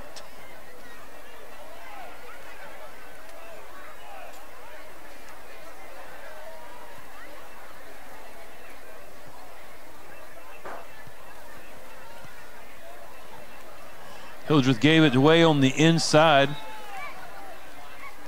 believe that was Mason on the carry, and he got back to near the original line of scrimmage to bring up 4th down. We're 2.5 minutes, and the clock is running.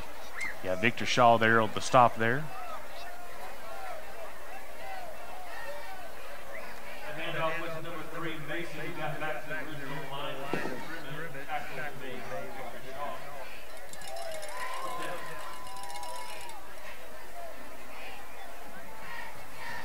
It's 4th down, but they're lined up like they're going to go for it.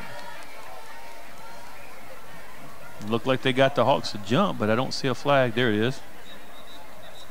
Well, and that's only going to move it 5 yards closer. So they would have to convince Pleasant Grove to do that 2 times in a row to get a first down. Offside call against Pleasant Grove.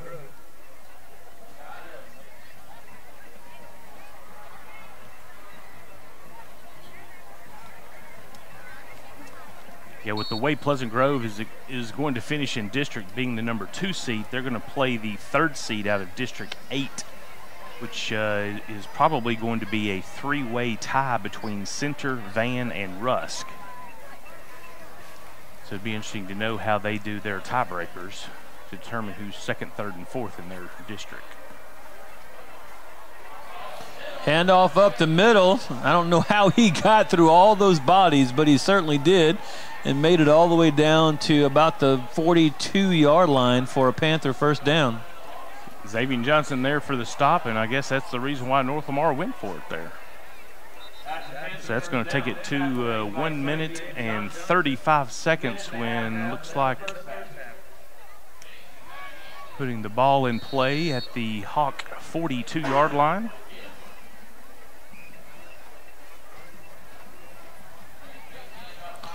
Hildreth faked the handoff to the inside, tossed it out to the right on the right side, and got really good yards out of that.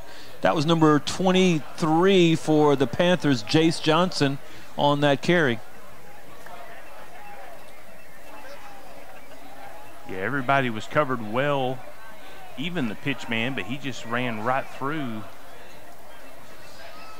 that hole. Well, Corbin Franklin looked like he kind of froze right there just a little bit. Wasn't sure which one he should go get. Yeah, Cade Martin there, one of the Hawks there, making the stop. I believe Landon West was in there as well. Cade Martin on the... So we now are at 45 seconds remaining in this first half.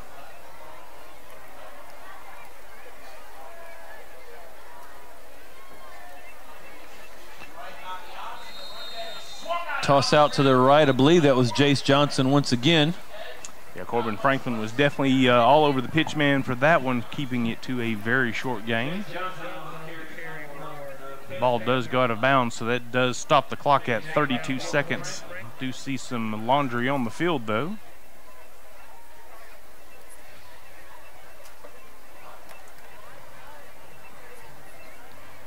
We have a penalty against North Lamar, so it is going to back up some for a chop block.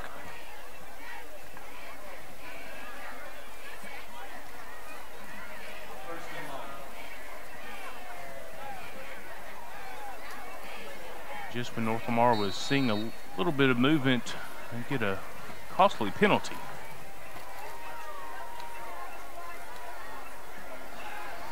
You know, earlier you were talking about the playoffs, and it's not many times that being the 2nd seed in your district might give you a little more of an advantage than being the 1st seed, but that's how it works this year, the way the bracket lined out. Hildreth under all kinds of pressure. He's swallowed up by Logan West, and is that that's Victor Yes. Shaw? Yes. Excuse me, I said Logan. Should have said Landon West.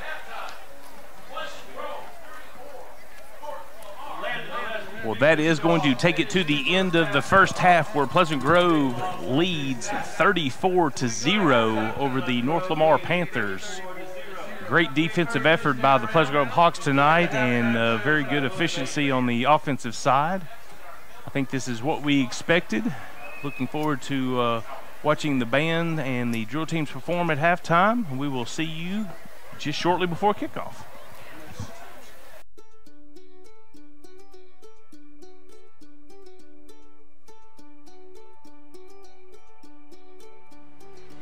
Life is busy, and we get it. The State Bank mobile app was designed to make banking more convenient for you. check account activity, make transfers, pay bills, and manage your debit card in a snap. You can deposit checks from the convenience of your home or wherever life lands you. The State Bank app lets you organize your accounts, manage alerts, and easily email our customer service experts. Now that you have State Bank at your fingertips, you can spend more time doing what's important to you. Your family, your bank, State Bank. I'm Dr. Matt Young from Texarkana Emergency Center and Hospital. We have expanded to increase our outstanding services for our community. We are open 24 hours a day, 7 days a week, 365 days a year. We are a full-service emergency department and are now offering inpatient services and outpatient imaging. Texarkana Emergency Center and Hospital, real ER without the wait, where your hometown physician owners are always here for you.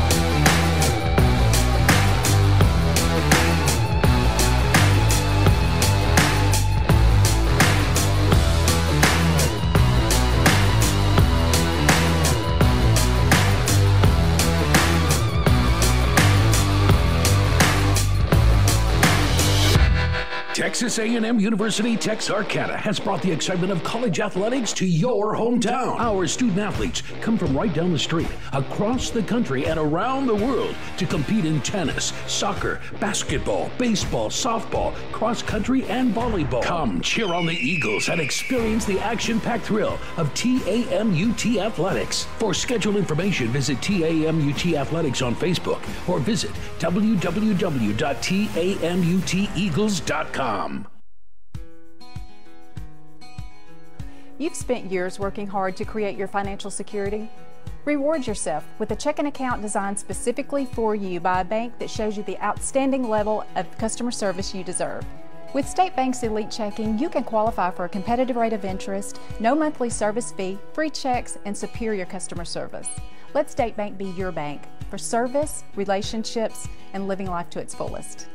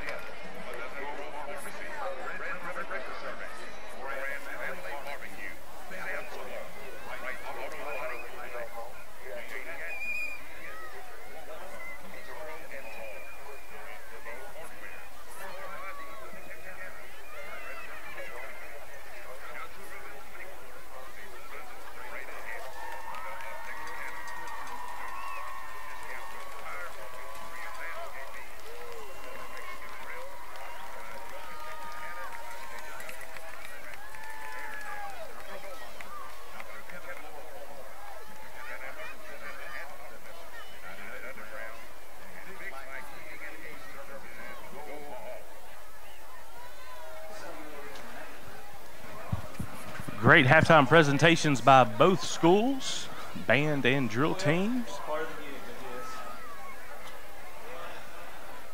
Pleasant Grove Hawks have already come onto the field. North Lamar Panthers are about to come through their blow up. I don't think that the first half was a surprise to most football fans of high school football that know anything about Pleasant Grove and North Lamar, but we still have another half to play where Pleasant Grove expects to put a couple of new faces on the field to allow them to get a little playing time. Quinn, what were your thoughts on the first half? Well, really just kind of the same thing you said. I mean, I don't think it was any surprise. You know, DCTF, Dave Campbell's picked us to be a 52-point favorite, and so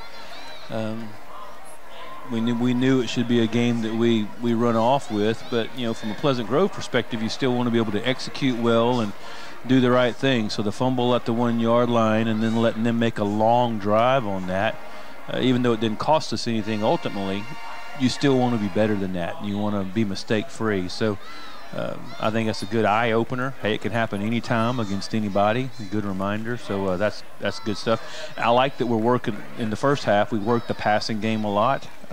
That's going to pay off somewhere down the road, hopefully. We got the ball in several guys' hands. We moved Akari around a lot, made him roll right, roll left, and a lot of throwing. So really good stuff.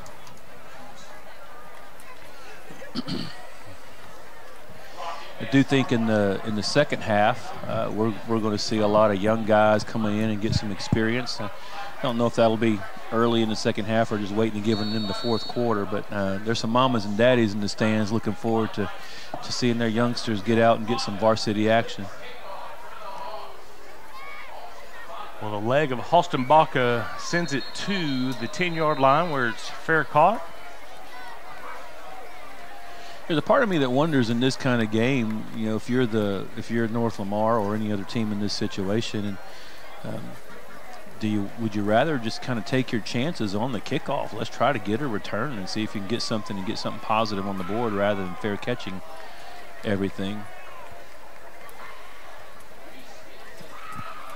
I definitely agree. They're definitely putting themselves, you know, where they've got to go 75 yards every time they get the ball. And they were able to move it one series, but then once Pleasant Grove made some adjustments, they were able to stop them.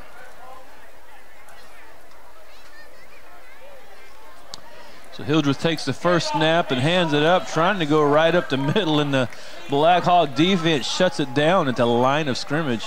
Yeah, Caden Martin sniffed that out real quick. So a tackle for loss for Caden Martin.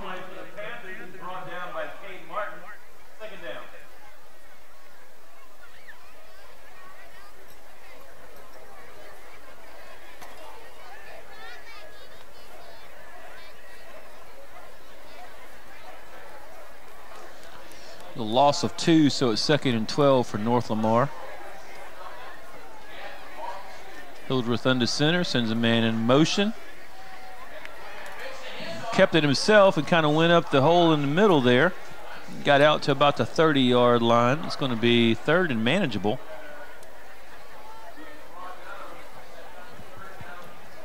Yeah, he's been a good runner when he's had the opportunity to keep the ball. Yeah, I was saying to some people at halftime, you know, hats off to that guy. I mean, he's a baller. You know, he hadn't backed down from anybody. He's lowered his shoulder and tried to run into some guys, make something happen.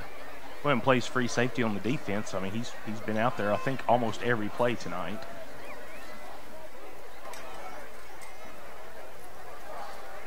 Hildreth keeps it again. Looked like he was going to toss it left, and it wasn't there, so he kept it. And he's met by a couple of different Hawks. This looked like he's led by number 45 as Anderson Black. Anderson Black, yeah. He stayed home, was able to wrap him up and keep him there for possibly a gain of 1, but that does bring up a 4th down.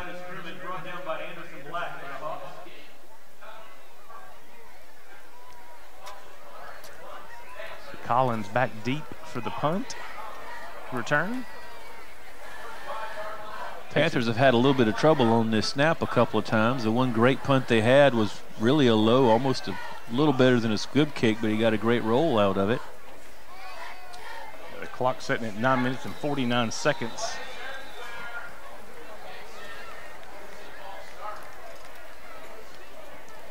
Yeah, a couple of Hawks got in the backfield. Looked like they were going to get on that one. It is a false start called against the Panthers. False start called against North Lamar.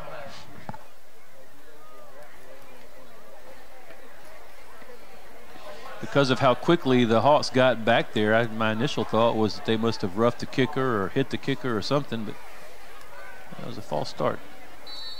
Yeah, I do think whoever was on the outside, I'm guessing it may have been Jamin or Caden McFadden, but somebody did get a hand on that punt.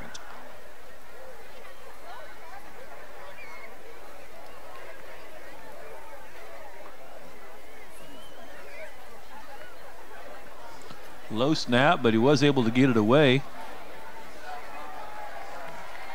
It's going to be out near the 45-yard line. Coach Josh Gibson caught the punt, and the players are applauding him on the sideline. Good that they're having fun. Unfielded by Coach Josh Gibson. Also take over on this possession. We'll see the offense go out. We'll start seeing how many starters start making their way back onto the sideline to allow some fresh faces to get in there.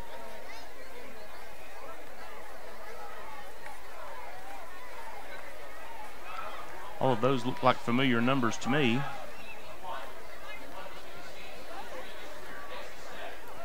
Johnson's looking to throw. He got a good block out there. R.J. Collins makes the catch in the middle of the field, works his way down to the 15-yard line, still fighting for yards, trying to break away, got down to the 10. R.J. Collins on the big catch for the Hawks. Yeah, if it wasn't for Rhett Bestful, he would have scored on that play. But number 10 just stayed with R.J. Able to make that throw following a great block by number 59, Caden Allen.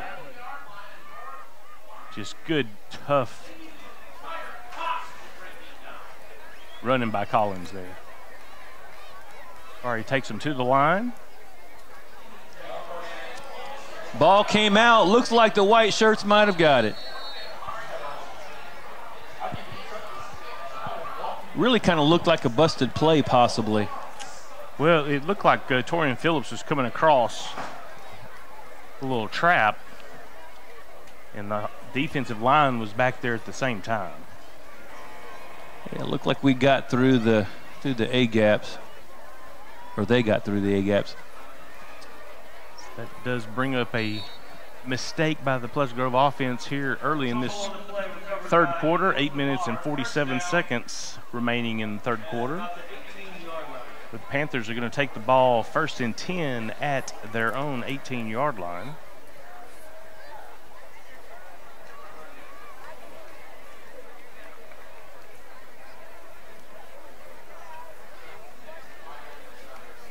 Hildreth tosses to the right. That was number 5, Malachi Tillery. Yeah, Corbin Franklin there along with many other Hawks to force him out of bounds. Basically no gain. Maybe 1 yard gain on that play.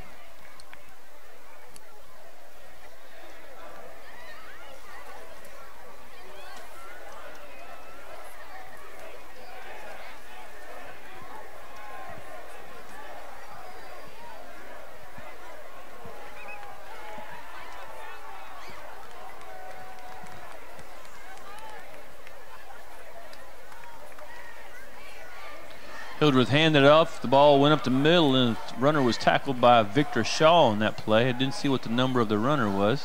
Probably Mason. Yeah, that was Mason, and Victor Shaw there definitely making that stop to keep him short of the first down, where we're going to have a 3rd and 5 coming up for North Lamar.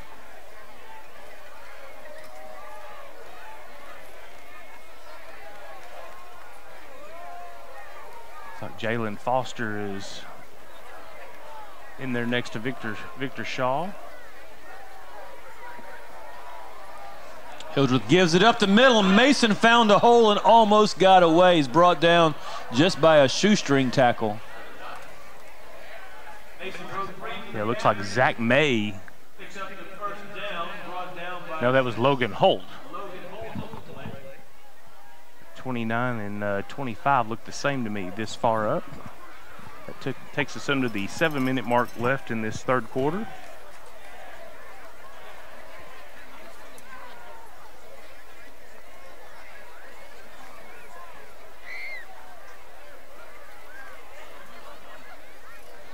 Man in motion, he tossed it out to number 20, Brenton Jackson.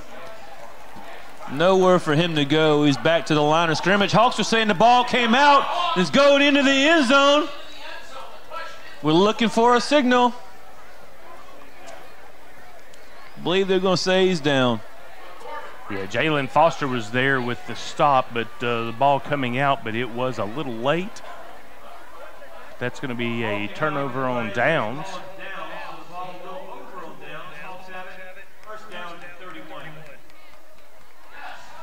Here's a replay of that last play. I don't know. We need a review camera. Well, and I guess they were saying that the North Lamar player was touching the Hawk player as he had the ball down on the ground. So I guess it was just a fumble turnover there.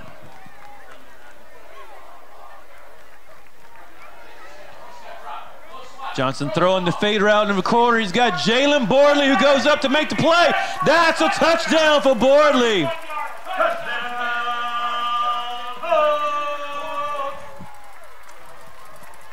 Yeah, I thought Jalen came down a little tender on the ankle, but I think that was more of a little dance step there that he was doing after that catch. Phenomenal athleticism, being able to come down with that. North Lamar defensive back right on him.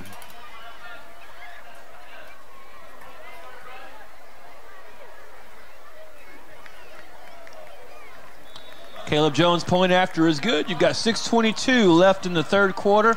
The Hawks take a 40-0 lead over North Lamar.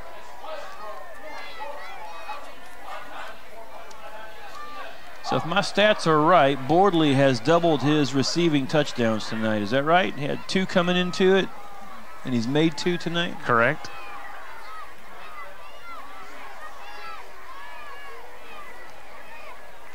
Yeah, before the end of the night's over, Akari Johnson will definitely elevate his passing yards.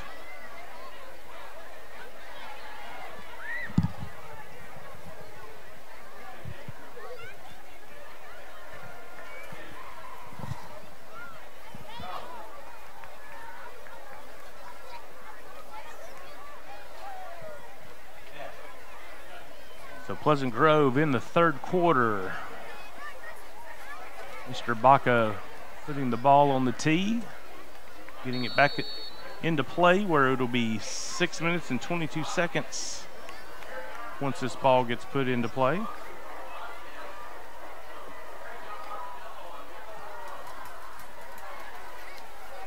North Lamar content again with calling for a fair catch.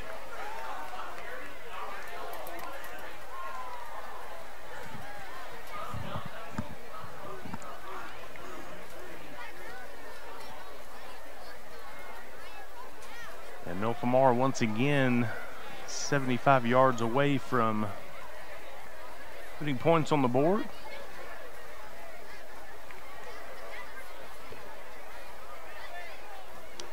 I was trying to find out during our break how many yards Danner has rushing to see how close he's gotten to the 1,000-yard club. He needed 87, and he's got 47 right now.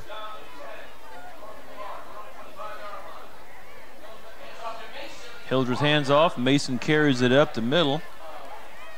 Couple of Hawks there on that play. Yeah, Caden Martin grabbed him as he went through the hole and held on to him for that tackle.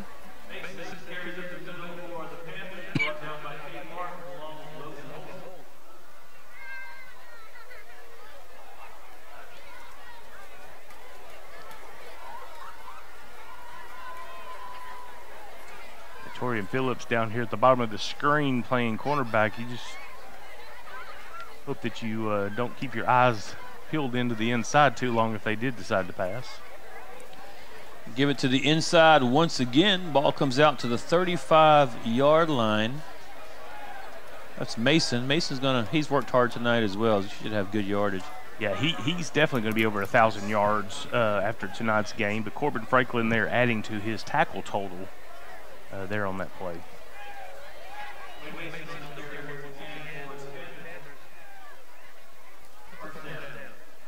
So it brings up a 1st and 10 for North Lamar at the 35-yard line.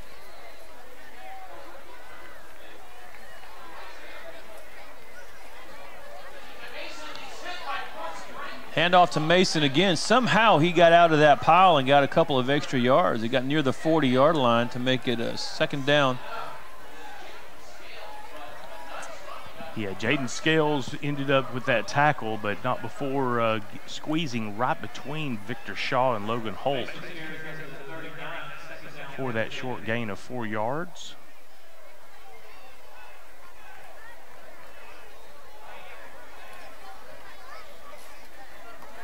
Yeah, Mason has definitely had to fight hard for every yard he has received tonight.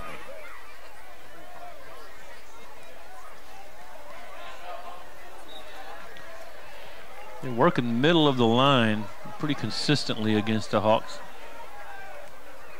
And getting a little bit of yardage out of it, a couple of positive yards. 3rd down. Yeah, Jamin Wheeler and Cade Martin in on those tackles.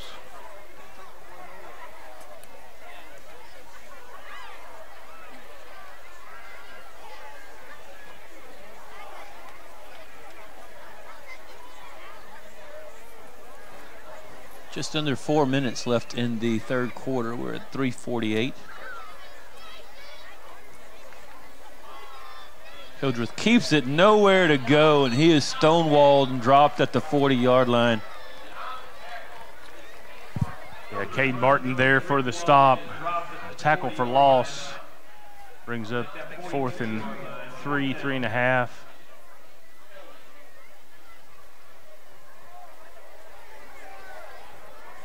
Cade's had a real good night on defense tonight.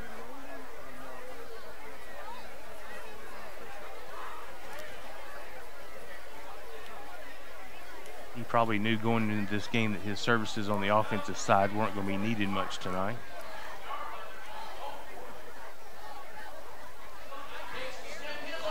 Hildreth got it, or Hildreth gave it to Mason, and Mason got the 1st down. Hildreth took a big hit in the backfield while all eyes are on the pile. Hildreth was slow to get up. Yeah, Cade Martin had him by the jersey, but just could not keep him short of that 1st down. Just very, very tough running by Mason.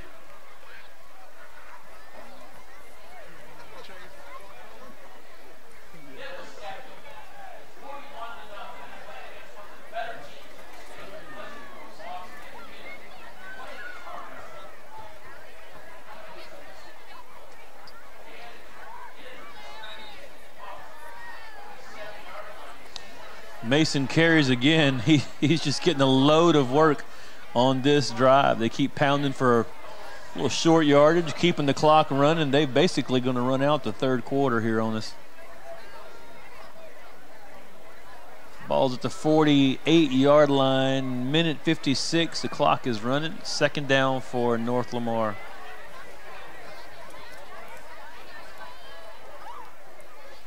Well, and outside of getting some fresh faces in there to get some playing time, I think both teams are going to be good with a rolling clock.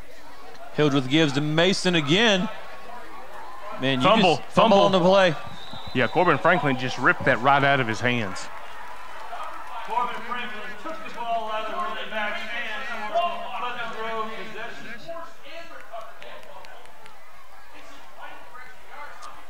Yeah, so we've got a minute and 30 seconds remaining in this 3rd quarter where Corbin Franklin just took the ball away from Yeah, that's a North great Lamar. look on that replay right there. Good job, guys. So now we would expect that we will see some backups come into this game maybe. And should North Lamar not score in this quarter, this will be the 11th quarter that this Pleasant Grove defense has kept North Lamar out of the end zone. Walker Wright is in at quarterback. He hands it off to number 6, Torian Phillips. Torian gets a big play. That correction, that is Russell Collins, R.J. Collins on the big play. Yeah, if Anthony Gordon had not been there, that would have been a touchdown for Mr. Collins. Great read off of his blockers going down the field. Addison Burgeon making some good blocks for him down the field.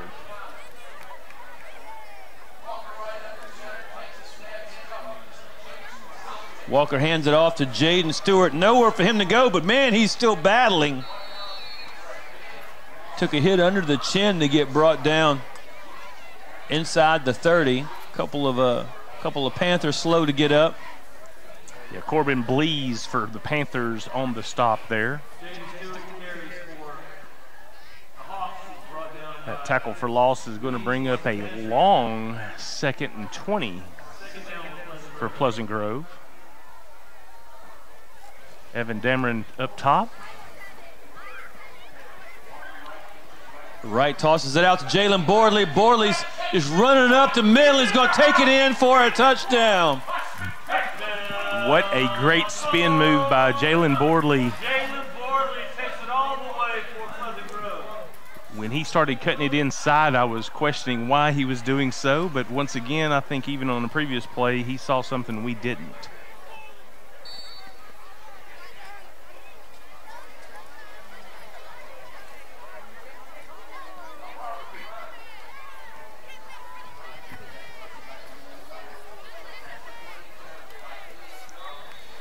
Caleb Jones' point after is good.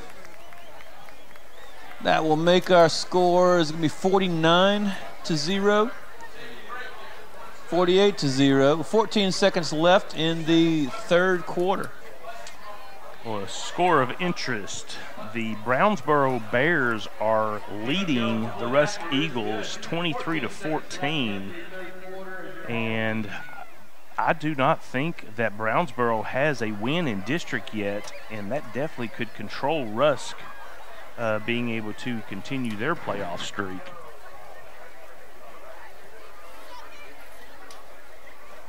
And then Center looks like they have their game in hand. It's halftime. They're leading 34-21 over Bullard. But one of those 3 teams, Bullard, Center, and Rusk, most likely will be who Pleasant Grove faces in the first round of the playoffs.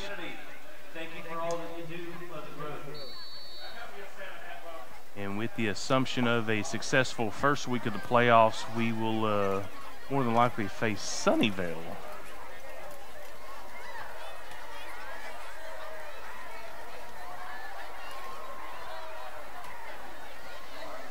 Baca once again kicks it inside the 10-yard line where it is fair caught, that time by number 22, Jace Briscoe.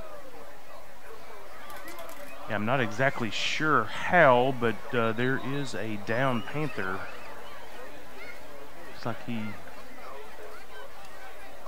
getting up on his own though. Number 50, Cody Stevens.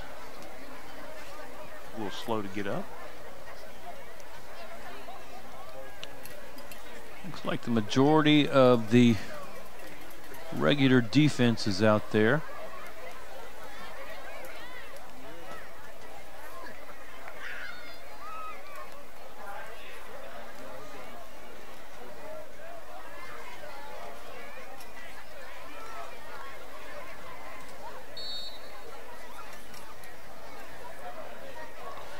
North Lamar breaks their huddle, comes out to wrap up this 3rd quarter for us. First down at the 25-yard line with 14 seconds on the clock.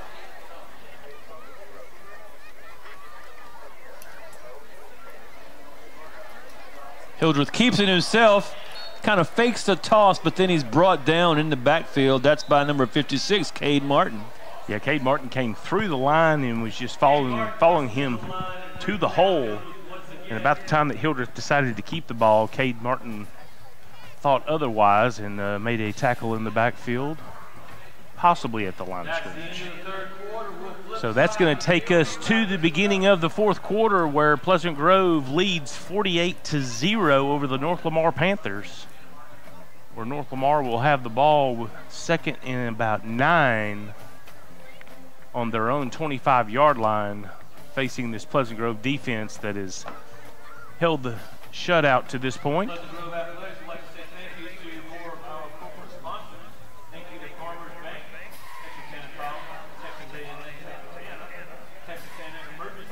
I want to remind all of the Pleasant Grove Hawk fans, tomorrow at 6 p.m. in Avery, Texas, your Lady Hawks are going to take on North Lamar for a seeding playoff game. And as you know, even in this football playoff bracket, seeding can sometimes make a huge difference in how deep we can go into the playoffs. And so Pleasant Grove is hoping to get that first seed away from North Lamar, both of them being co-district champs this year in volleyball.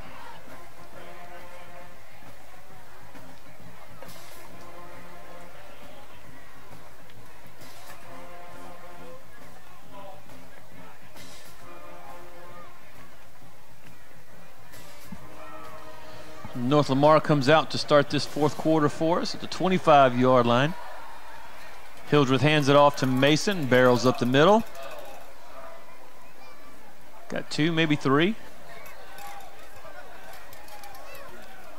It just seems every play Pleasant Grove's putting 1 and 2 hats on that ball.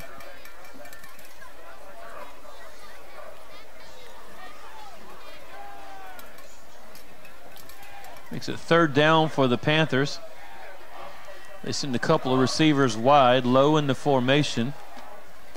Jaden Scales is manned up on one, and number 19, Evan Dameron's manned up on the other one. But it's a toss around to the right side. That is Malachi Tillery with the carry, who just simply got back to the line of scrimmage before he's pushed out of bounds.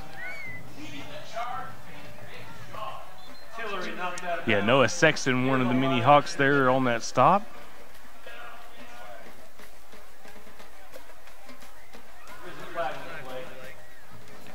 Got a flag on the play at about the 28-yard line, middle of the field.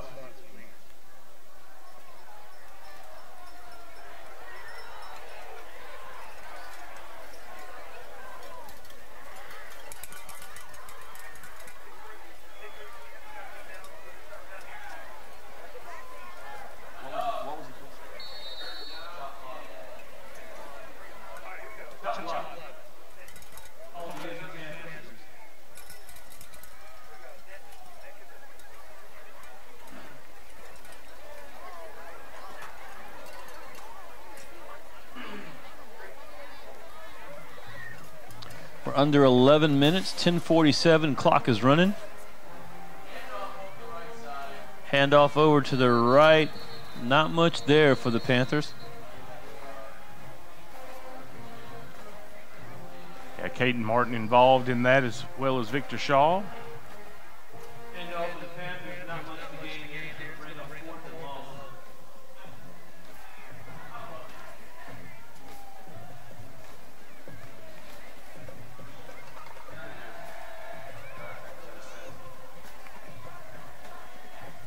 Torian Phillips back to receive this punt.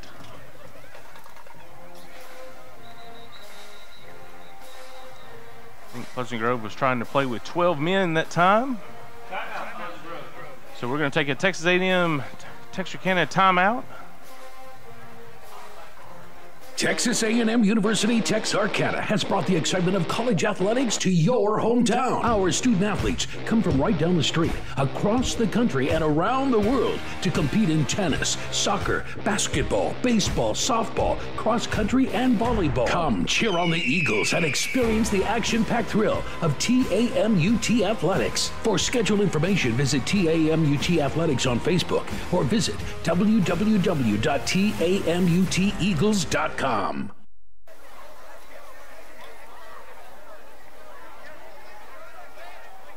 to become co-district champs, the volleyball team swept Liberty Ilo this past week, where Mackenzie Williams had 25 assists, 12 points served. Raleigh Williams had 19 points served. Addie Kohler 11 kills, and Julianne Naples with 8 kills. Another high snap. It was amazing he got away. It didn't get blocked, but it did go out of bounds. Let's see where they're going to spot it. North Lamar fan may have a souvenir to take home tonight. They're marking it out at the 20-yard line, so it may have been a 15-yard punt or so. 20-yard punt. Pleasant Grove gets great field position. Brings up a 1st and 10 at the 20 with 9 minutes and 58 seconds remaining in the game. Walker Wright at quarterback. We've got a number 20 on the field that's not on my roster. Jordan Patterson, number 11 in the game for the Hawks. Jay, do you have a 20? 34, Jet Mayo coming in. Yeah, I've got a Christian Reitner, who is a junior, number 20 for Pleasant Grove. Looks like we're getting a delay of game called against Pleasant Grove. Well, while they're marking that off, I'll give a quick shout out to TJ Cole, who is playing running back for Ouachita Baptist this year and is having a phenomenal season. This past week, he became Ouachita's 2nd National Player of the Week. Walker hands that off to Jet Mayo, and he is immediately met at the line of scrimmage with nowhere to go.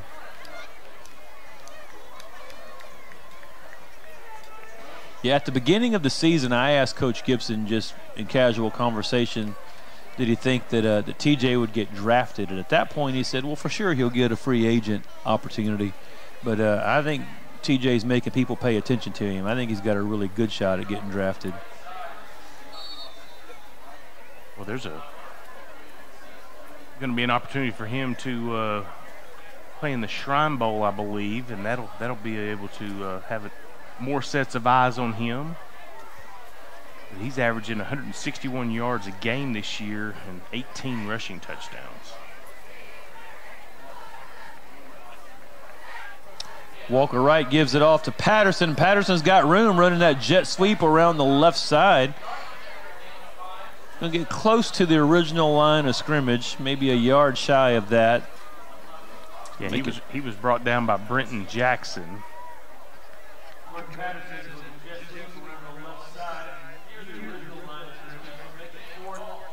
So Evan Dameron running that play in, now at the bottom of your screen.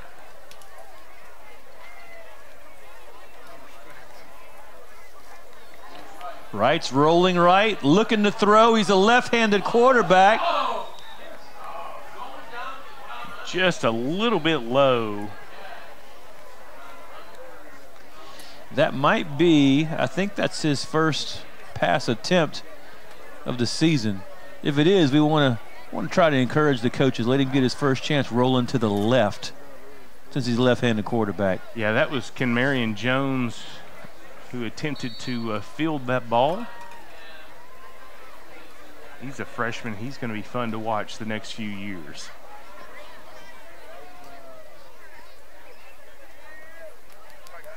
Turnover on down, so North Lamar is going to have the opportunity to march down the field.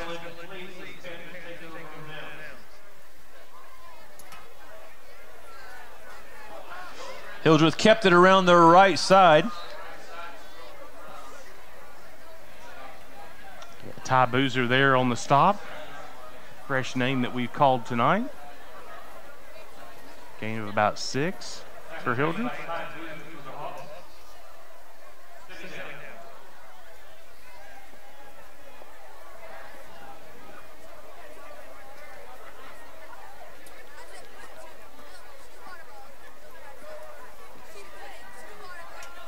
Joseph Etheridge in on defense.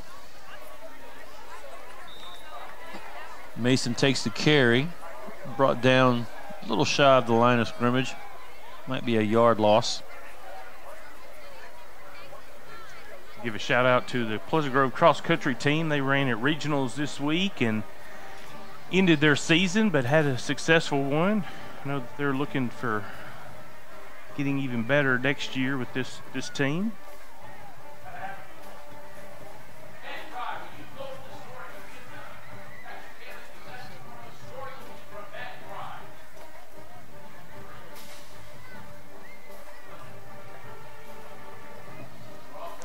Hildreth hands it off to Mason. Nothing there once again. It's going to bring up 4th down.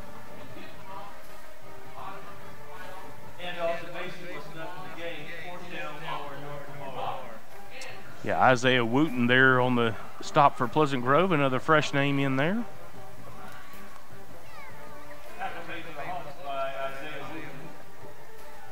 By the time this ball is put in play on this 4th down and 4, it'll be under 6 minutes and 25 seconds remaining in the game. Hawks jumped all over the place right there. Got to watch the ball. Yeah, that's going to be enough for a first down for North Lamar. So we'll have fresh downs for this North Lamar offense.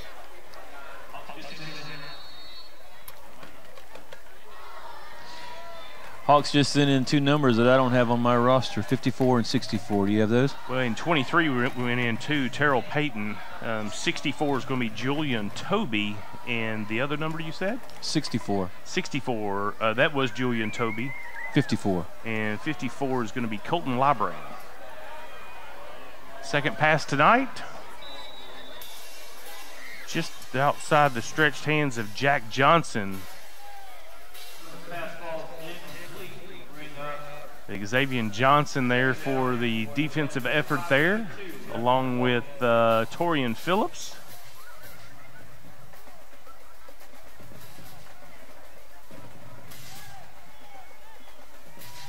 That incompletion brings up a 2nd and 10. Stop clock at 5 minutes and 52 seconds remaining in the game.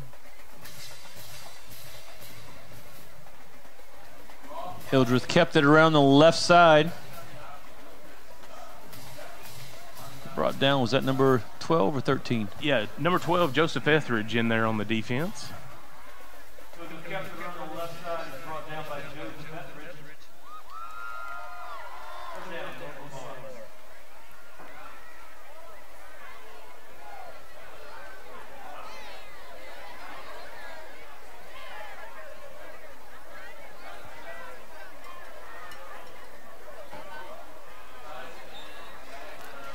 Hawks jumped off sides again. That's part of putting some youngsters in there, letting them get some experience, and that's exactly why you do it right there.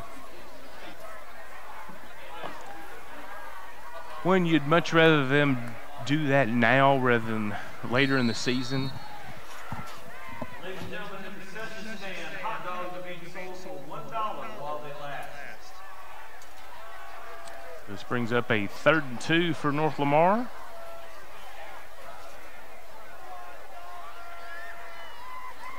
We're now under 5 minutes remaining in this game. Hildreth hands it off to Mason. I'm just telling you, when this game's over, I want to go down to the field. I'm going to find Hildreth and Mason and shake their hands. These guys have worked hard. Yeah, no, they definitely are the North Lamar offense, and Hildreth on defense, definitely a playmaker. Anderson Black on that stop for the Pleasant Grove defense.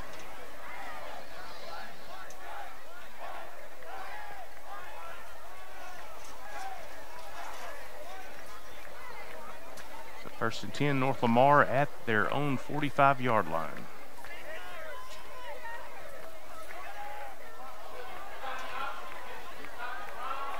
ball is loose. Looks like Pleasant Grove did recover.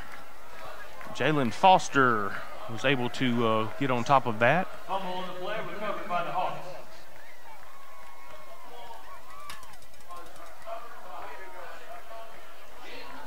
It's kind of funny right now watching the Hawks sideline. A bunch of youngsters ready to get in there and play, so we get the ball back and everybody runs to grab their helmet.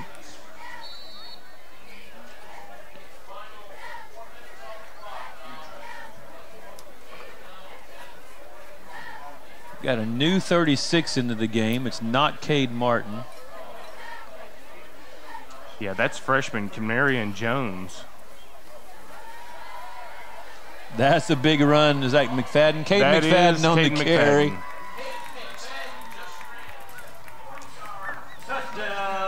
Yeah, another freshman that got some time on that play that helped open that up was KJ Greer, who I think is going to have a very good career here at Pleasant Grove. Good-sized lineman.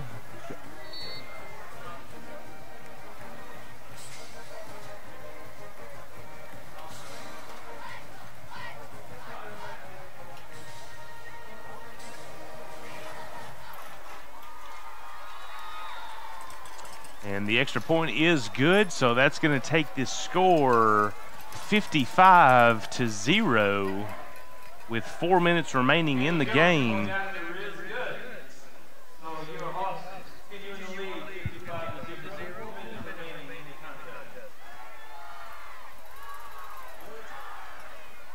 Yeah, Jordan Patterson as well as Jackson Byrne both making great blocks down the field. Another shout out to one of our senior PTV photographers, Nicole Ship, for all that you do for Pleasant Grove.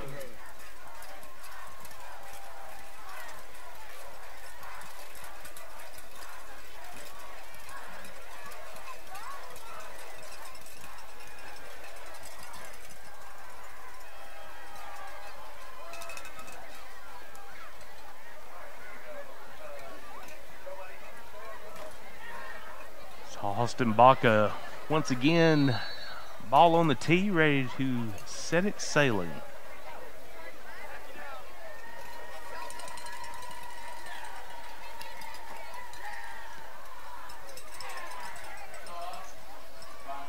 He's put it inside the 10, I think, on every one of them tonight.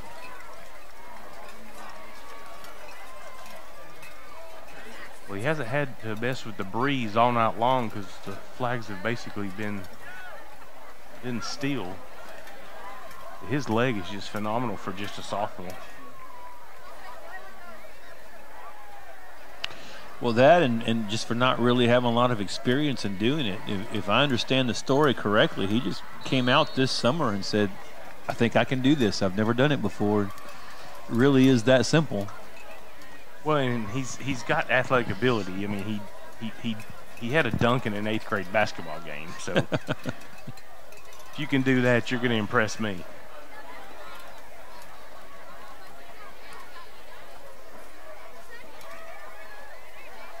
Hildreth hands off to Mason. Mason's got some room. Oh, took a big hit right in the chin. Yeah, Xavier Johnson was there to receive the flag as well as get the tackle.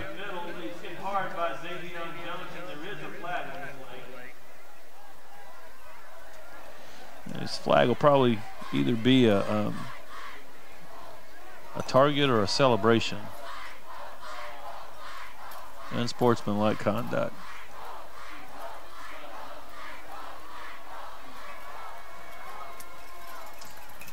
And Xavier's going to have the opportunity to come share with Coach on the sideline. Good hit, though.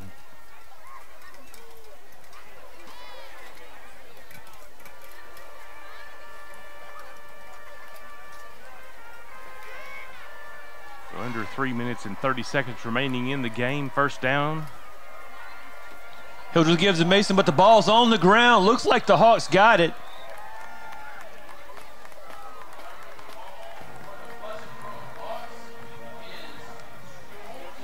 Looks like Colton Librand, number 54, sophomore, able to cover up that ball.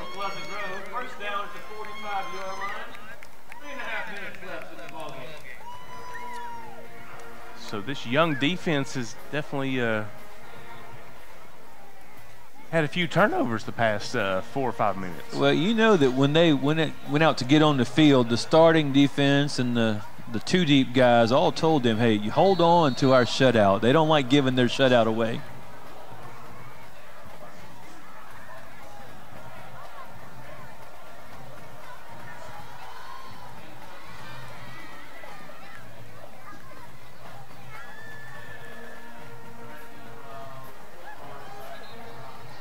Evan Dameron there with the run around the end.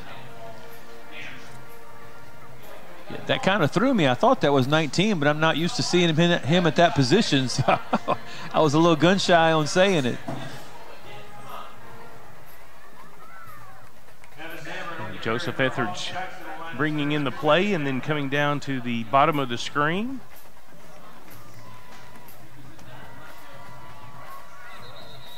Yeah, North Lamar was showing some pressure like they were going to bring it, and some young linemen for the Hawks got a little antsy.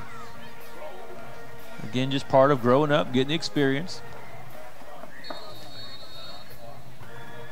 Clock is rolling at 2 minutes and 30 seconds, 2nd and 15.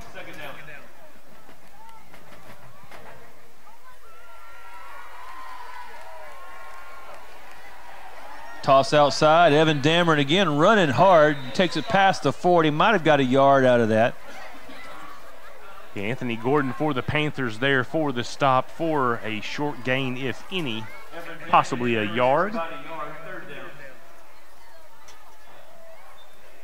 Definitely hard running around both ends for Dameron on those last 2 plays.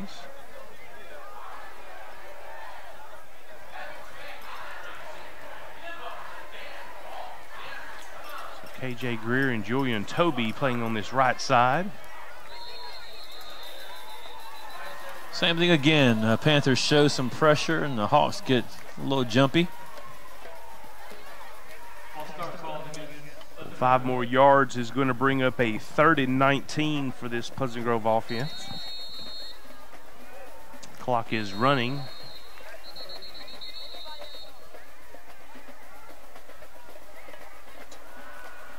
Timeout, North Lamar.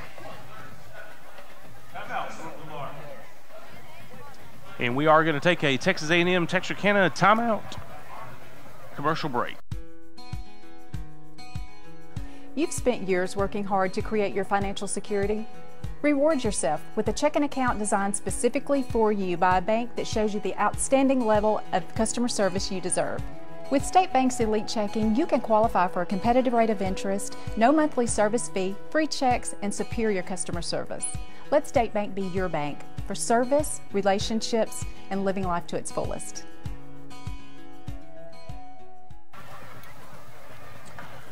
Well, once again, I want to remind Hawk fans to make your way to Avery, Texas tomorrow at 6 p.m. where the Lady Hawks face North Lamar for their seeding playoff game. They've had a great season so far, 30-9, but the Hawks are not ready to end that season anytime soon and look to make a run in the playoffs for volleyball. Got another freshman with the ball, Jamarian Richardson. And he has got wheels. He was flying. So that is going to be a name that Pleasant Grove could definitely get comfortable with runs like that. Welcome to varsity football.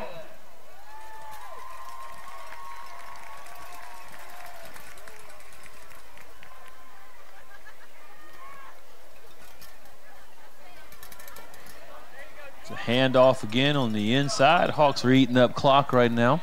Yeah, Jordan Patterson running strong up the middle. That's going to take it under a minute. Just a 1 yard short of this first down. We've got 2nd and 1.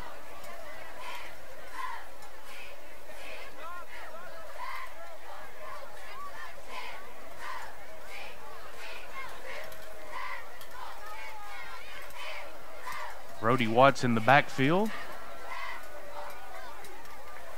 He gets the ball and gets the first down for Pleasant Grove. Brody Watts with the varsity carry this evening. Good yards for the Hawks. Sophomore coming in and making a good run up the middle. And that is going to be the last play of the game. Pleasant Grove wins 55-0 over North Lamar. And that is the ball game with the final score being North Lamar 0, your Pleasant Grove Hawks 55. I want to thank those that watched our stream tonight on Thursday night. For those Pleasant Grove Hawk fans that were intending on watching and coming to the game tomorrow, will make your way to Avery and support those volleyball girls and get those Lady Hawks a tournament seed win playoff game. So as both teams collect at the 50-yard line at the center of the field, we want to thank all of our many sponsors that allow us to be able to do this. Quinn, any closing thoughts on your part? Man, it's just a good night. You know, we get some confidence out of this, and the best thing is we go home with no injuries, nothing to worry about, so we look forward to what's coming. Well, Pleasant Grove locks up their second-place win, so they know exactly what spot they're going to be in as far as the seed goes. So we're going to be looking at playing the third-place team in District 8. That is probably going to be unknown until all the games are over next week. And wish North Lamar luck the rest of the season. I know they've got some playoff implications with Liberty Ilo next week. Liberty Ilo is going to need to beat them to get that possible third spot if they have a win tomorrow against Pittsburgh. And if not, then they will need to beat North Lamar to get that fourth spot, which even then I'm not sure if that's a win, because that is who is going to get Carthage in the first round of the playoffs. But we wish everyone safe travels from North Lamar, and want to get those Hawk fans out there next week to support those Hawks, and we'll see you then.